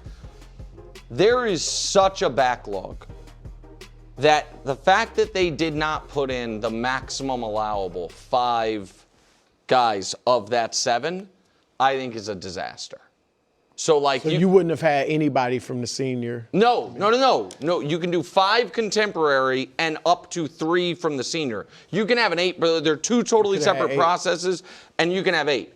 But they only put in 4 guys from the contemporary era, and you can put in up to 5. And the reason I'm saying it's a disaster is because new to the ballot next year is Rob Gronkowski, Big Ben, Adrian Peterson, Richard Sherman, and again, if you think of him just as the football player, Antonio Brown. All three of those guys, to me, are no doubt first ballot guys. And the other one, and then do what you will about AB, Sherman's definitely a Hall of Famer. I'm going to say AB is a no. But Cam's on the ballot. I don't think Cam's going to get in. But regardless, my point is, next year you have four guys that are not currently on the ballot that are going to get in at some point. Gronk, Big Ben, Adrian Peterson, Richard Sherman. So the fact that, Torrey Holt, Reggie Wayne, Terrell Suggs, all the offensive linemen, you didn't put one of them in this year. It's just the backlog is getting bigger and bigger and bigger. So that was my takeaway. The two things that stood out to me, Vinatieri on there, this is his second year of eligibility. So that makes me think they were thinking, okay, 1 year punishment for Spygate. Oh my gosh. No, I'm saying, but they didn't keep. Punished? Well, no, I'm saying. It's on the board. They were going to try to keep Belichick out longer or whatever. Okay. I'm saying that makes me think, okay, this was a kind of a 1 year deal for Belichick. He's not going to be first ballot, and he'll get in next year. I don't know what to think about Kraft. I thought it was punishment, but he's been eligible for years. Second thing was Roger Craig, and I have not typically thought of Roger Craig as a Hall of Famer. He was a very good player when he played. But I think, Coach, over the years, Roger Craig was more like a typical back today, where he was a rusher and a passer. He had 3 years where he rushed for over 1,000 yards. Only 1 year, he went for 1,500 that year, but only 1 year where he rushed for 1,100 or more. But he was a great receiver. He led the league in receptions 1 year as a running back. He had 2 years of over 2,000 all-purpose yards from scrimmage or yards from scrimmage. Kind of like, he was a lot like McCaffrey. And I think as these backs have become more common and McCaffrey's obviously getting a lot of love, not so much as a rusher. Back then, the top running backs it was for rushing. He was the first Eric 1K, Dickerson, 1K. Yeah, Walter Payton, all that. And so I think as time's gone on, more backs have been like him. People have said he was kind of that first guy like this. And you give McCaffrey and these guys love, you got to give him love. And also Iowa Mafia. He's from Iowa. Yeah, this is the noisiest Hall of Fame sort of process that I can remember in the most recent past. And to Nick's point, why wouldn't you take the opportunity to put in five if you could put in five? So there's that component. There's the other component that we talked about with Bill and Mr. Kraft. But I can just say that Adam Vinatieri, oh my God, is he a Hall of Famer in my heart forever and ever. Yeah. He changed more lives than anybody. The kick he made against the Raiders in the snow, unbelievable. The pressure kick against the Raiders, I mean, he was absolutely money. I don't know what psychological trait it is to be that money in those clutch situations, but he's special. Is there enough? This reminds me of. How I dislike the Richter scale of odds for comebacks, and it's like every week there's one game that's like. This was 99-1, and they came back. And then the next week, 99-1. Like, are there 100 games being played? I don't realize. It just feels like the model is broken. Do you feel like between Belichick, Kraft, only 4 modern guys going in, that the actual structure of voting needs to be tweaked? Listen, I think that the way because I like that it's exclusive, personally. I think once you whittle it down to the 7, because they go from 25 to 15 to 7, and then the 7, everyone then submits a 5-person ballot, and you need 80%, you need 40 votes, and that's how you can end up getting, short like this, splitting votes. The tweak I would make, because I do think we should have 5 people. We're not going to have a year it's like, man, they let in a bum. Yeah. Torrey Holt's been waiting. Reggie Wayne's been waiting. That once, that the way it should go is you vote those 7 guys and the 5 with the most votes get in. You know what I mean? Because there's going to be somebody, I don't know who it was, whether it's Marshall Yanda or Willie Anderson or Terrell Suggs, but one of them was a couple votes away, and I don't think there was anyone in the room that's like, that guy is not a Hall of Famer. I also would like to say one other thing very quickly. I think I was wrong about something, and I'd like to say it. I think it's good they leaked the Belichick news. Definitely. Because if we found out last night that Belichick was not a Hall of Famer, none of these guys, it's their Hall of Fame. You know what I mean? So, like, in the moment, it felt like, oh, man, it's taking away from stuff. But if we found out at the ceremony Bill Belichick didn't make the Hall of Fame, it hijacks the day before the Super Bowl. Yep. It hijacks all of their moments. I'm glad it leaked out when it did. I'll tell you what. Vinatieri had to wait a year. Kraft is still waiting. Belichick's waiting. If Gronk waits, there's going to be some furniture moving. Oh, no. There's going to be some Gronk furniture is where moving. you draw the line, huh? Yeah, you know what? Enough is enough. There's I don't think here. I don't think Vinatieri was punished at all for Spygate, just for the record. I just think it's hard for kickers to get in. Yes. You know what? That's my take on it. Wouldn't have been hard for him. You know what's cool? Second place in MVP. Live from New York, first things first, overtime today. What should worry the Seahawks the most? This is a Parkins special, a little bit of a creative writing exercise for us, and I liked it all. Thanks. I think that actually was genuine. Yeah. Meanwhile, is there a blowout on the board, and who's going to dominate the game? We discuss. And finally, a special edition of Parkins Picks. This is a prop special or a little bit of both? What is it exactly? Do exactly how Nick did it, the game, the total, the three props, just to continue my dominance of him over the course of the postseason. Now what was your record in the postseason? I'm 8-3 right now in the playoffs. That's crazy because there have been 12 games. So you don't even know your own record. Get 8-4. it together. 8-4. Get it together, Parkins. 8-4. 66%. How are you recently, though? 8-4 in the playoffs. He started really strong. I think it was 8-1. Guys, he didn't start strong. He had Justin Herbert beating the Patriots, and then when the Patriots, I went 1-1 championship Sunday. Yeah, he was 1-1 last. The Patriots won. All of a sudden, Justin Herbert's not good. Now he's good again. Patriots won but didn't cover. We didn't cover? Oh no, that was your pick. That was my pick. Yeah, okay, I forgot. Won but didn't cover. We're starting the show right now. Okay. Drake May was the runner-up. Stafford wins a very close MVP. Also receiving first place votes, Josh Allen. CMC came in fourth, but he didn't receive any. The Prince comes in fifth, yet another top 7 finish for him, so that's good. Yes. But no first place votes. And then Herbert got one first place vote from Sam Monson, who raised his hand and said, you don't need to look, here I am. I'm the guy who voted for Justin Herbert. This guy had the worst offensive line in the NFL all season. Despite that, he was working miracles. Oh my gosh. Not really.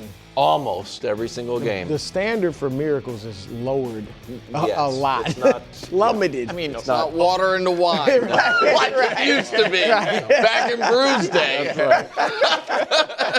He embodied value. Put extra on the value. Yeah. You got a lot of texts accusing you of being the Herbert voter. I mean, listen, everyone knows, I've always said it, Sam Munson knows ball. Yeah. What's he funny must is, have owed you something. Sam Munson used to do a weekly segment on my radio show Sam for is great. years. I like Sam. Yeah. So I've known Sam for forever. Shout out to him. And yes, it was funny. I was watching a movie with my wife last night, so I was off the phone until this morning and woke up to 11 text messages from 11 different people being like, I didn't know you got a Hall of Fame, MVP vote. So I appreciate all of the belief. And even I would not have gone that far. Thank you. Listen, I said it on the show that I would have voted for Drake May for MVP. You and I disagreed about it, and partly because of value, and I would have put Herbert third. I would have gone May 1, Stafford 2, Herbert 3, and the value and 11 wins with the worst offensive line and the numbers under pressure. Like, I do think Herbert is a superstar, was spectacular this season. You thought he was spectacular this season? I did. Final 7 weeks of the year, he had 7 touchdowns. Yeah. They circumstances, man. Winning games but and he's overcoming not the adversity. only player that dealt with injury and a banged up offensive line. He had the worst one. Okay, but other guys were close. And all the other guys that were close missed the playoffs. So I guess here's my question. So now when it comes to Justin Herbert, we care about winning games. That's the part of this that I find so interesting. because the folks who have been the biggest Justin Herbert supporters for every step of his career prior to this year have hammered louder than anybody, and I agree with them to a degree, wins are not a quarterback stat. They're not. Most yards in the first 5 years, and the amazing arm talent, all of this stuff. And this year, when the numbers were pedestrian, he found ways to win. I find that a little rich. I also find the fact that over the final half of the year, he had 7 touchdowns, an 88 passer rating, had a game against Jacksonville where they scored 6 points, he threw for 80 yards, a somehow even worse game maybe against Houston, and they didn't play in Week 18. Yeah, skipped the game. To say he's been was the third most valuable player in the league, when it felt to me the argument that I was hearing was he's not even the most valuable player on his own team. Nah, Joe Alt is. That's a creative turn of phrase by you. Like that wasn't the argument at all year. Would Joe Alt have been terrible if Justin Herbert was out? I bet Joe Alt could do his job great, whether Justin Herbert's back there or not. Listen, we can show how Mahomes looked once Creed Humphrey and Trey Smith were out the last couple of weeks, and it was awful. When you lose your best offensive linemen, and they are 2 of your 4 highest paid players, and they happen to be tackles, I give you that. It is going to be a decimating thing. But that's just and I would not have voted Herbert for MVP. But the fact that you'd have him third is stunning to me, too. It's like voting a guy in the NBA who averaged 16 points and 5 assists a game, but made the playoffs and a lot of his teammates were injured. His numbers just weren't worthy, and numbers are a factor. They are. Well, and I get it, the offensive line was banged up, but like Nick said, the touchdowns, the interceptions, just the passer rating was, 94? I think the part about value, the part about MVP voters not having a clear line of like what you have to do, it's not just a statistical thing. I mean, listen. I mean, in that case, of Mahomes is this value. I mean, you could put that value on Mahomes. Even though they lost, he clearly was doing everything for that team offensively. Yeah, but I mean, if we're gonna, it's just shifting the whole paradigm for what we tend to think of as an MVP. Well, listen, if it was a pure statistical argument, Stafford should have lapped the field. I mean, he led the league in touchdowns and yards by a mile. So, but he didn't even get. I thought it was closer than it should have been. Listen, I said on January 7th on the show, we went back and looked at it, that it was going to be the closest MVP vote since at least 2012, the Adrian Peterson year, and it ended up being the closest it could possibly be since it was a literal split. I thought I would have given it to May because of, again, doing more with less.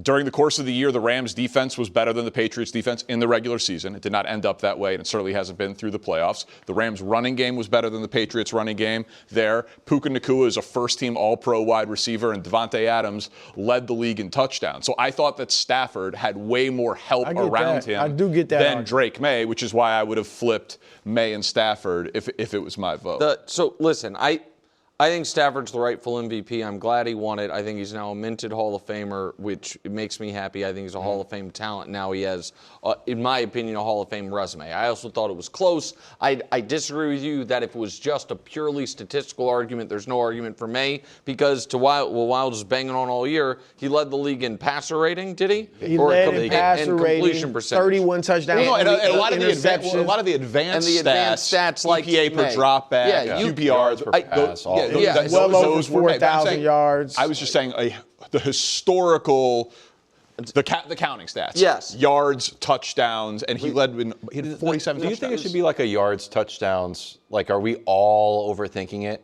And just like Aaron Rodgers got more touchdowns, he wins MVP. No, I mean, I don't think it can be that black and white, but I do think that yards and touchdowns are important. Right. And so I think that those, I think sometimes we miss. I watched Mina's, defense of her Drake May vote, and it was so, and she's great. I really like Mina, and it was so heavy on stats that claim to be definitive that I don't know that everyone prays to the EPA per play gods the way certain people do. Those stats certainly favored Drake May, but my issue is not with it being close, and my issue wouldn't have been if it was flipped. If it was May 24, Stafford 23, and May ekes it out. My issue is with the 3 people that voted for Allen and Herbert, or even people that would have had Herbert third. To me, there has to be a distinction between this guy really did overcome a lot this year. And you know what? Given his circumstances, his play was better than the numbers would suggest if you watch it week to week. Between that and he was one of the 3 most valuable players in the entire sport this year. And the Allen and Herbert voters, to me, what they are saying is, I actually don't care what happens in the games. I think those guys are the best. Like, there is no argument for Josh Allen to have a first-place MVP. That's what vote it bothers. Like there is none whatsoever. The protest vote of it bothers me a little. Which again, like I said, if I had a vote, I would have voted him third. Who would your third-place vote have been? I think my third-place vote. I think I said it was Josh. I think it's okay. Josh. I had Josh third. I feel like Josh should be unanimous. I'd have him above There's someone I might have had said CMC. I'm not sure, but but he would have been on my. But I think there is a huge difference. I think that my general feeling is anyone that watched this season and did not and had a vote and had any thought that I hope my ballot is correct. I want my ballot to win. And I am not voting for either Matt Stafford or Drake May, should not have a vote. Like, that's why I'm going to go back to the thing I said about the Hall of Fame thing.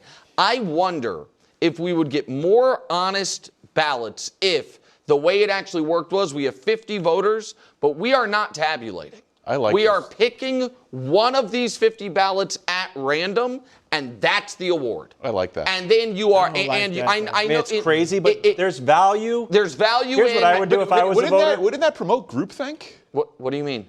Yeah, it would. But Danny, do you think the person the 2 people that voted Josh Allen were like, you know what, Josh Allen is probably going to be on the stage accepting this award, or is it just like? That. Right, I'm voting as a little bit of a protest. It's just, I don't think it was a protest vote. It's what they thought. Because like I said, they don't give you criteria.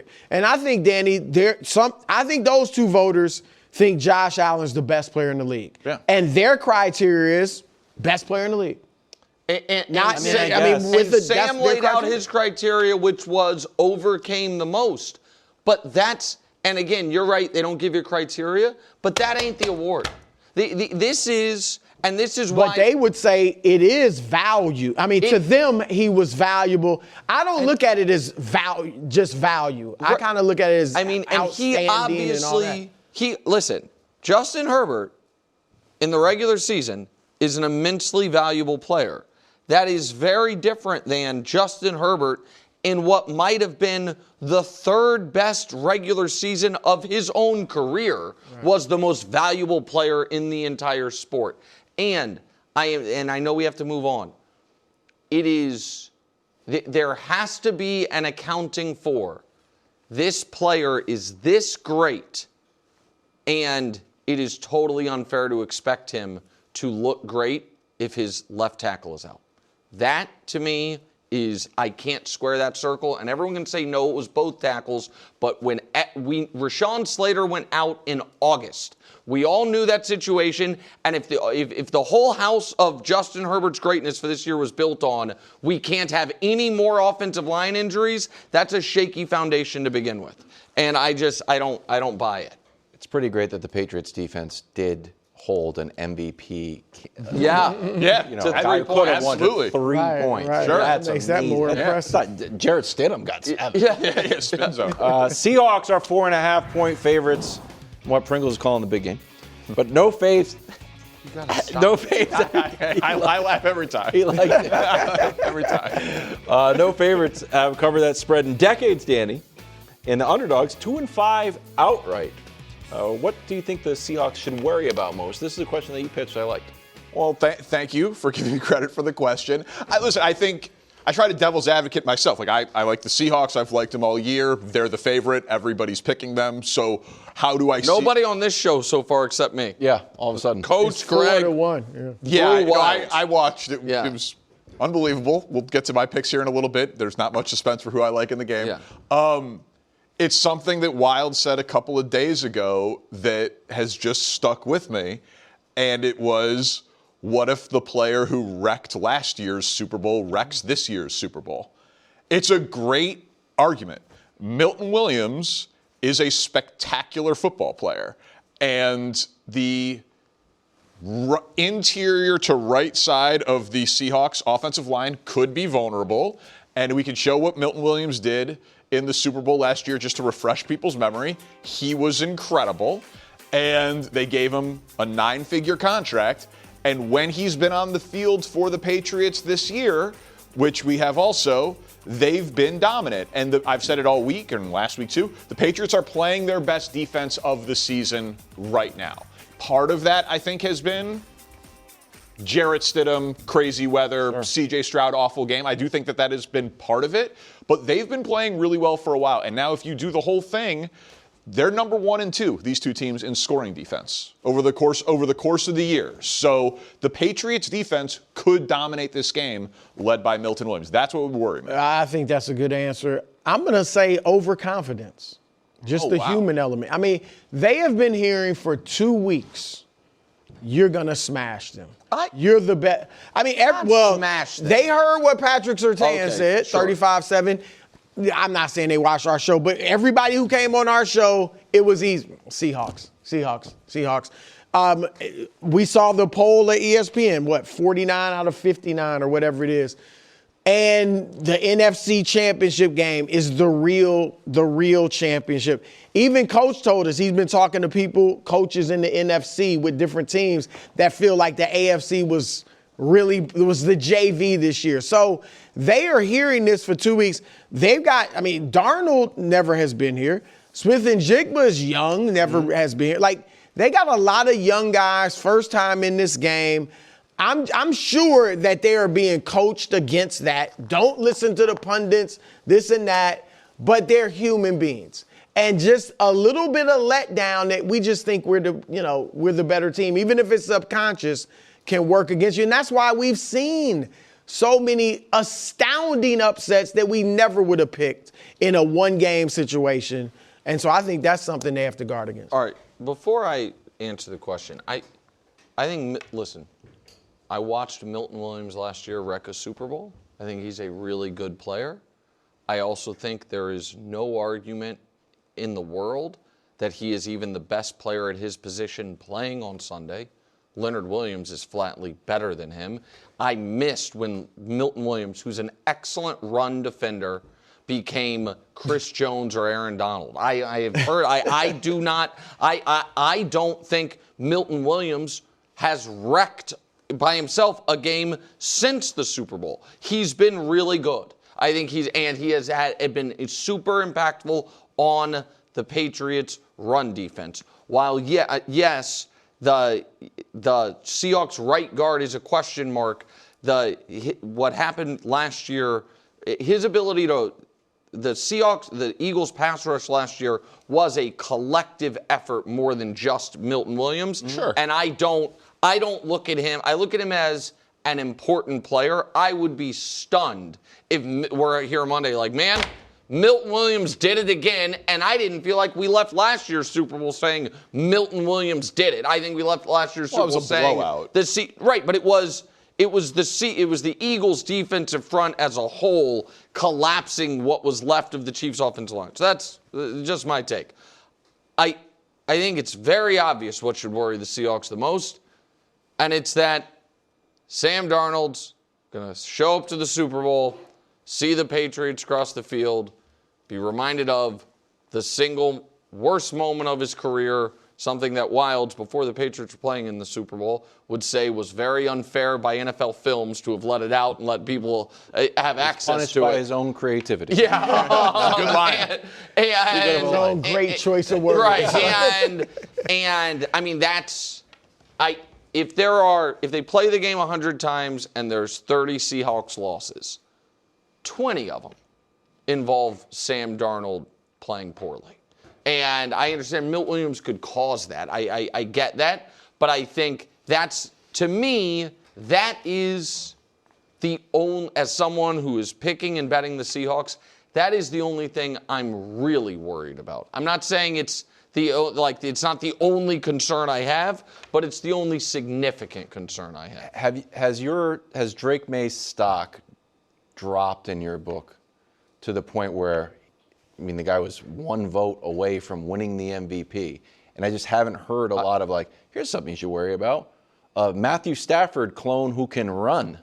Yeah, because I don't think it's Matthew Stafford clone in any way, shape, or form. It was 5. I mean, no, but KW, right, and a player of his caliber. Yeah, and I mean, sometimes Steve Nash wins MVP and LeBron's second, and they're not clones. You think that's the difference? No, Steve Nash won MVP. I'm saying sometimes 1 and 2 super MVP candidates are not similar in how they play or similar players. What? No, I know. Yes, I agree. In the Drake May direction. So you got a guy who's going to air it out and can be just as more accurate this season than Matthew Stafford. Can air the ball out down the field. Was better at it than Matthew Stafford. Matthew Stafford was obviously great and can run. That would be my worry if I'm the Seahawks. So this guy's like Stafford, but he can run. So to answer your question, Drake May's overall stock, Drake May as a player, Drake May's future has not dropped at all for me. How well I think Drake May is going to play in this Super Bowl? Certainly, if you told me going into the playoffs, the Patriots are going to be in the Super Bowl, what I would have expected for Drake May is much better than what I expect now. I don't expect a good Drake May game because, as you would say, I've never seen him play a good playoff game start to finish. I'm not saying it can't happen. I've just never seen it happen. Small sample size. Small sample size sport. Yeah. All right, it's time now for Parkins Picks. This is the final edition of Parkins Picks. I don't know if we're doing it for college basketball, maybe March Madness. But we're doing a little bit of props and a little bit of just straight Parkins Picks. That's right. So, before we look forward, it's a good time, as always, to look back.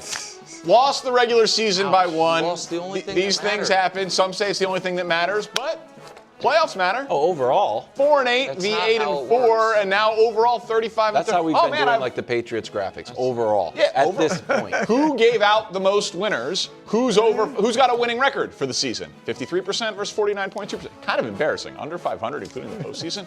Couldn't be me. But hey, I'm giving you a chance to catch up here because we got 5 more for the postseason. These count? Can you? Is this still? This should still win. Why would these not count? Are we making bets on the show? Are we making bets on the show? I might have to make an emotional bet of significance. We making bets on the show? Am I wearing a chain? Just go The ahead. bets. Don't be so annoyed. The bets count. Well, Seattle minus 4.5. All right, Seattle minus 4.5 is the pick. 27-16 the score. You can get 27-16 as the exact outcome of the Super Bowl at 120-1. Bet that this morning. But here's the thing. You guys have said, I've been on Seattle all year, so I wanted to go back into the archives of Top 10 Tuesday. 15 weeks in the top 10 for Seattle, 13 in the top 5, 4 ranked first, including at the end of the season, average rank of 3rd over the course of the year. So I just believe they're the better team. Analytics. And I've believed it. That's exactly right. That's a good one. I'm going to take that. Now for the total. Well, we know. All right, not everyone's doing addition, smart guy. Under 45.5 points, but I bet you didn't know the reason. I like this. Because you have 27-16, that's 43. That's the reason. I like to give extra information, which is why I give more winners than you. It was close. 27-17. Which we did not know, but yeah, it kind of scared the production staff of how close the predictions were. Either team scoring 23 points. If each team scored 23 or more, it would be over. Patriots have held their opponents to under 23 in 17 of 20 games. Seattle has held their opponents under 23 points in 15 of 19. Stands to reason that both those teams might score less than that going forward this year. Now for the props. Trevion Henderson, under 5.5 rushing attempts. He is just trending down in terms of usage overall. Ramondre Stevenson going up, Drake May going up. Look at this. In the playoffs, Drake May has as many carries as Trevion Henderson. Only had 3 in the AFC Championship game. I don't think they're going to be leading, so I don't think he's going to get a lot of opportunities at the end. But who's Drake May going to throw to? All my props on the New England side here. This is interesting. Ramondre Stevenson over 24.5 receiving yards. Yeah, he likes to run that. They've been doing it a lot more recently, and Drake May, in terms of his efficiency all year when targeting Stevenson, has been spectacular. Obviously, his completion percentage has been great all year, but just in terms of the second highest of any quarterback running back. These are not necessarily like in the flat either. Ramondre will run down the field and catch a touchdown. Yeah, he can catch long ones. He's been great in that for Drake May. They target him a ton. And then the last one, we talked about this in the office. Was surprised to not see it in Nick's picks. Drake May over 38.5 rushing yards. Drake May on scrambles this year, he's been the best running quarterback in the NFL, both in attempts, yards, and big rushes this year. If they're going to be trailing, it's going to be a coaching point. Seahawks turn their back on him. He takes off and runs. And you don't have to worry about losing yards on kneel downs at the end because they're going to be losing. Because Josh Dobbs will be in. That looks like 5-0. Excellent job, Danny. Thank you. In a great season, even though I think when we add everything up, I don't know. I think do you still have a shot, or are those? Well, some of you had two that were the same. It's like the. It makes him it's so like bad. the Premier No, League. for the World Cup. Well, it's it's like just he wears a 65% chain because of his regular season record. That's a good point. He had a bad playoff record. I did not have a bad playoff. Check it. Welcome back to the OT. We got Coach Mangini on the desk and Willie Colon live from the site of the Super Bowl in San Francisco with us now. Time for a little edition of More Likely, Super Bowl edition. What do we got first? More likely to throw for 300-plus yards, Darnold or May? This one was hard because I don't think either one of them are very likely to throw for over 300 yards, but I landed on Drake May, and for a couple of reasons. One, if I think they're going to be trailing, he could have to be chucking it late in order to catch up and get yards that way. But also, both defenses are really good. But the Patriots defense has been remarkable at holding opponents under this total. 18 consecutive weeks, starting quarterbacks have not gone over 300 yards. First two games, they got gashed. Last 18 games, they're averaging 177 passing yards against. Obviously, both defenses are good, but that streak was too much for me, Willie, to overcome. So I say Drake May more likely than Darnold. What about you, Willie? I'm going the other way, Danny. I'm going with Sam Darnold. You got to understand, Mike Vrabel's been telling his defense all week, we have to stop the run. We got to stop the run. We stop the run. The Seahawks don't have a chance. If that does happen, we know how good the interior line, defensive line for the Pats is. It's going to buy sheer value and force Darnold to throw it. And if it comes down to a shootout, I trust Sam Darnold. And overall, man, when you talk about what Sam Darnold has done or earned from me, is my trust. I know we talked about it a lot during this week. Who do you trust the most if it comes down to a shootout? For me, it's Sam Darnold. Coach. Yeah, I'm like you, Danny. I don't think either guy's going to be over 300 yards. And when you look at their track record, Sam Darnold's gone over 300 yards only 3 times this season, and only 3 times the season before, which is surprising considering how successful he's been from a win-loss perspective. It's more than Drake May. And Drake May, he's done it one time in the last 2 years. I can't imagine this becomes both guys are chucking the ball all over the field, and the numbers are huge. I see it going the other way, where we've got two sort of moderately productive passing numbers from both guys. So you're not even giving me a more likely? It's Sam Darnold. No, okay, all right, good. We're playing. That's a long way to get to begrudgingly Sam Darnold. Okay, thank you. Play the game, Sorry. Coach. All right, what's next?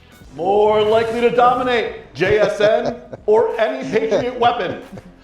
So, I think the answer here has to be JSN. And I know that can sound disrespectful because it's like, JSN or the field of Patriots, but he's just so clearly the best skill position player in this game. Like, who is second? Kenneth Walker III, Stephon Diggs, like whoever you would say is second is just in a different stratosphere from the guy who just won Offensive Player of the Year. So for me, Coach, it's JSN against any Patriot. Yeah, for me, it's JSN as well. And I do think the Patriots are going to work hard to take that away. It's not like it's a big secret who they're going to go to. And I imagine he'll get a significant amount of double teams. But my experience, we played the Philadelphia Eagles in the Super Bowl, and we were doubling Terrell Owens. And Terrell Owens now wasn't even supposed to play. It was almost a certainty that he wouldn't play. But not only does he play, and not only were we doubling him on almost every single snap, but he still had 9 catches for 132 yards and 13.6 yard average. And great players, as much as you try to take away from them, sometimes they're just better. You going clean sleep, I'm Willie? with you, Coach. Yeah, I think we're all saying the same thing here. I'm going with JSN. He's featured in this offense. They look to get him the ball in between the 20s and in the red zone. So you talk about, I expect him to get at least 8 to 10 catches. I expect him to really have a breakout game. Coach is 100% right. They're going to try to do everything they can to erase him off the field. We've seen other defenses try, but he's still productive. So I'm going with JSN, Danny. All right, so there is a clean sweep there. We'll see if we have any disagreement. What's next? More likely to create a game-changing turnover, DeMarcus Lawrence or Milton Williams? This is a fun one, but I went with DeMarcus Lawrence, and I just think that there's a pretty straightforward formula here. If we put it up on the screen, it's a 3-part issue why I chose DeMarcus Lawrence. Basically, Will Campbell has allowed more pressures than any player in the playoffs. DeMarcus Lawrence leads the Seahawks in pressures. He'll be lined up over Will Campbell a ton. And Drake May has the most fumbles during the playoffs. So, well, obviously any interception can happen. Anyone can be disruptive. DeMarcus Lawrence was my pick, Coach.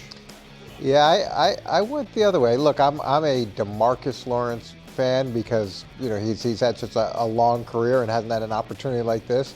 And he's played really well for him, and I think he's galvanized that defense. But I've been so impressed by the impact that Milton Williams had. And when you look at last year's Super Bowl, Milton Williams has 2 sacks, and one of his sacks is a strip sack fumble recovery early in the fourth quarter. And I think that type of impact is very reasonable to see again this game. Break the tie, Willie. I'm going with DeMarcus Lawrence. Listen, I've watched this guy all year. Him and Big Cat Williams, Leonard Williams. Their interior line stunts is something. It's clinic. It's teach tape. When you watch these guys in between the tackles and how they operate and changing levels and really being able to get to the quarterback, they harp on that, man. And his ability to be an impact player comes down to how he attacks the edges. I got a lot of faith in him. Listen, this guy's been in the league a long time. He wants this, so I think he's going to play hungry. He's going to be ready to go, DP. All right, me and Willie on that side. Coach on the side of Milton Williams, who I did say in the A block could wreck the game if I am wrong, on the side of the Seahawks. But let's get to the last one. What's next? More likely dark horse MVP, Rashid Shaheed or Ramondre Stevenson? Another fun one, because I would be shocked if either guy won Super Bowl MVP. And I am picking Seattle in the game. But if I have to pick between these two, I'm going with Ramondre Stevenson. Because there's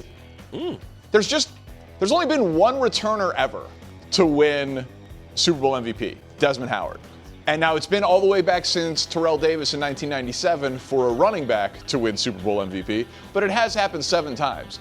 There's a world where this is a low-scoring game, the Patriots win, and both of the Patriots' touchdowns go to Ramondre Stevenson.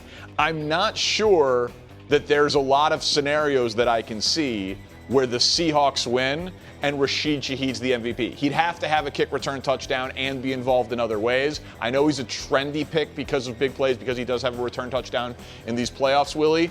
But between these two guys, I think there's a cleaner path for Stevenson to win it. Yeah, I'm going to the other side of the corner. I'm going Rashid Shaheed. I think you go back to the divisional game against the Niners, him taking a yard right off the rip, man, how much that impacted the game. That really set the 49ers back because they had to play catch-up all the way through that game, and they just could never. He is the X factor. Ever since he landed on the Seattle Seahawks, and you talk about even with a deep receiving core, he still pops on tape. So I like him a lot. I think he has a chance to be an MVP, Coach. Yeah, I actually like this pick. The more that I look at what he's done over the course of his career, the more I like this pick because he has the dangerous component as a returner, and we saw him catch the 50-yard pass this past game. But when you look over the course of his career, he's had a significant amount of deep balls that he's caught, and he's a better receiver than you think. The number of receptions that he had in New Orleans per year was much better than I thought. And you can also turn and give him the ball on if you want to, like wide receiver type sweeps or things like that. So you can throw him the ball, and he's effective there. You can hand him the ball. He's effective in the threat there. He's going to be a part of a big part of the return game. But outside of that, let's say you do push the coverage to Njigba, and then maybe you take your best corner and you put him over on Cooper Kupp. That means he's going to have a matchup against their third guy or some type of beneficial matchup. Maybe it's on a linebacker or safety, that type of thing, which again could lead to an impactful play.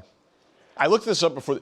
He only had 7 carries this year. Like they don't really, because he's so fast, you would think that they would run that end around for him more. So he could definitely get it in the return game. He could definitely catch a deep ball. The problem with catching the deep ball, often in the Super Bowl MVP conversation, that credit ends up going to the quarterback. But he's not really used that much in the run game. Yeah, and the antennas are going to be up every time he's in the game to be alert for gadgets, and especially if he's moving or in a spot that he isn't normally in. And just because they haven't used him that much doesn't mean that this is in the game that they have 2 or 3 plays that are specifically designed for him where they think they could be game breakers. Could be the wrinkle. All right, Willie, Coach and I will give our official picks later on in the show. You are at the site of Super Bowl 60. Simple question, my friend. Who you got? And the MVP. So and the MVP. Yeah, I'm going with the Seattle Seahawks. I just feel like they're the most complete team. And I trust listen, I've said I love Sam Darnold. I love his story and how he has a chance to rewrite his legacy. I can see him getting MVP in this game. I love Sam's grit. I know there's going to be a lot of attention on stopping the run game. I think he's going to stand up in the big moments. And listen, he may give you a pick, right? He may do something that's quirky, like, man, Sam. But we've seen him come out of it. We've seen him be poised in a moment. I just feel like he's primed for the moment. I love everything how everything is aligned for him to be the MVP. It'll be a great story, a journeyman, 5 teams, lands on a Super Bowl outfit, and he brings it home for Seattle. I'm going with Sam Darnold, DP. Well, I respect the chalk. You went with the favorite for the game and the favorite for MVP. So give me a score. I want the exact score according to Willie Colon, and I'll bet it for you. Oh, nice. Oh boy, I'm going. What do I have? I think I'm going 24-14. 24-14. I could probably get you like 80-1. It's not a problem. Tough to predict it's the exact score. Willie, enjoy San Francisco. You've been great on the OT this year. Willie. Safe travels back, and we'll see you to react to the game on Monday. Thank you, guys. Coach Mangini won his 3rd ring 21 years ago today as Pat's defensive coordinator. Seems like we should probably ask him what this Patriots defense is going to do. Coming up on the OT. Welcome back to the OT. That is a young Eric Mangini telling Bill Belichick what to do. He's bossing him around. I love that. 21 years ago today, Coach, you won your 3rd Super Bowl over the Eagles. How does that footage make you feel? It was incredible, an incredible memory. I remember that game, we were favored, and going into the 4th quarter, it was tied 14-14, which at that point, I'm pretty sure is the only Super Bowl that was tied going into the 4th quarter. And they started to drive. Teddy Bruschi got a pick. Then they ended up scoring, and then late they had the ball again, and Rodney Harrison finished it off with an interception. Just a intense, amazing game. And Mr. Kraft should say Super Bowls are like kids. They're all special in their own way. Well, so you've coordinated these defenses. You know what it's like. How would you, if you were running this Patriots defense, how would you approach the game plan against Seattle? Yeah, I think the first thing that you have to stress is controlling the running game. And it's going to be such a different game if they're able to be effective on 1st and 2nd down running the ball to the point where it gets to 3rd and 2 or 2nd and 2. Those short yardage situations in the 2nd and 3rd down area allow you the opportunity to throw shots, allow you the opportunity to just do so many different multiple things. It also slows down the pass rush. It opens up the opportunity for play action shots, and I think that's going to make Sam Darnold really comfortable if they can run the ball effectively. Plus, they have a lot of plays off the running game where they'll boot them out and roll them out, and that creates problems as well. So I could see them using one of the safeties down in the box, get an extra defender there. So that's the first step. The second step is, and this is no mystery, is you're going to have to stop Jackson Smith and Njigba. So I would double him, and then I would take Christian Gonzalez and I'd put him over on Kupp. And that was something that we would do with Otis Smith and Ty Law, where Otis would be our double corner. We'd get him up there, beat up the wide receiver, double him with a safety, and then we'd take Ty and race the second wide receiver. And so you're saying how can you get 8 in the box with a double team is instead of having a true post safety, you just shade that guy over to Jackson Smith and Jigba's side. Now, typically when you double a guy, the quarterback won't go to him. But let me just show you the number of targets that Jackson Smith and Jigba has gotten. So 35.8 during the regular season, which was the most in the NFL, and then 32, which is the second most in the playoffs. So it doesn't matter whether or not he's doubled, because it's not like this is a new formula. You're not the first person to say double team Jackson. I'm not breaking new ground here. It doesn't matter. He's going to go to him with the ball. So if you do a good job of that, there should be some opportunities where Sam Darnold's pushing it into double coverage. And then the last thing is you've got to force Sam Darnold to make post-snap decisions. And this is a goal all the time with quarterbacks, because every play has an answer built into the play, regardless of what the coverage is.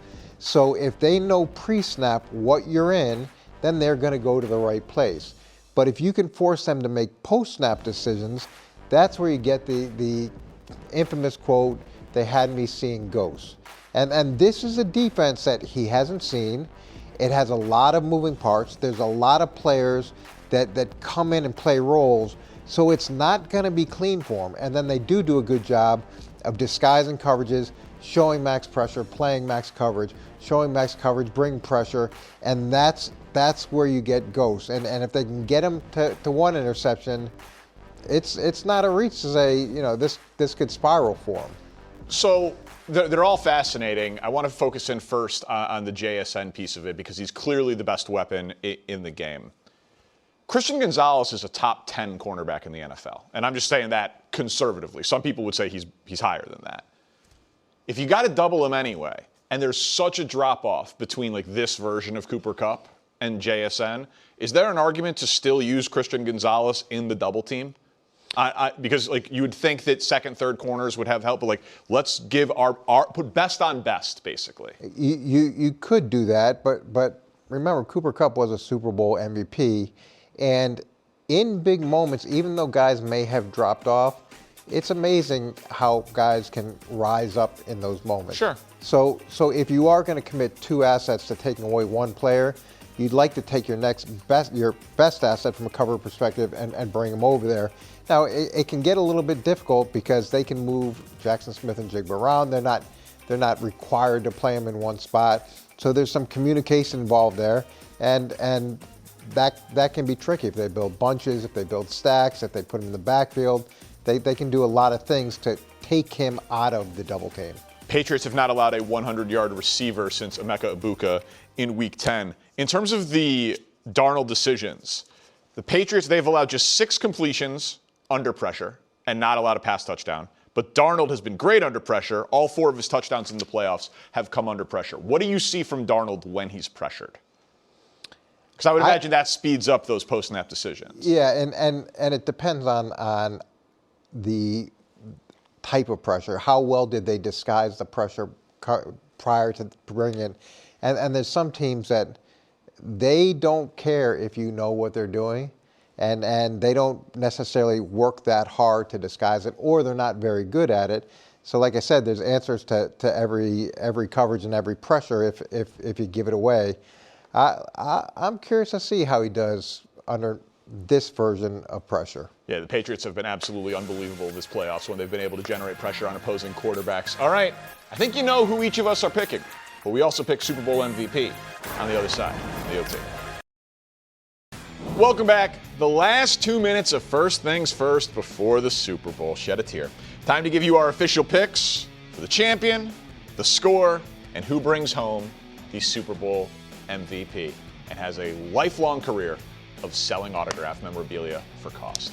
Coach, give us your picks across the board. I'm going I know you're shocked, the New England Patriots. Biased. I'm going 23-20, and I don't have that strong conviction on the MVP, so I'm just going to lean into the quarterback and go Drake May, because I think at the end of the day, that's typically how people vote anyways. It always starts with the quarterback. You probably hate that, don't you? I mean, I think it should be a little bit more creative. A little broader. Sure. You know, Dexter Jackson won a Super Bowl MVP. Yep. Desmond Howard won a Super Bowl MVP. It happens.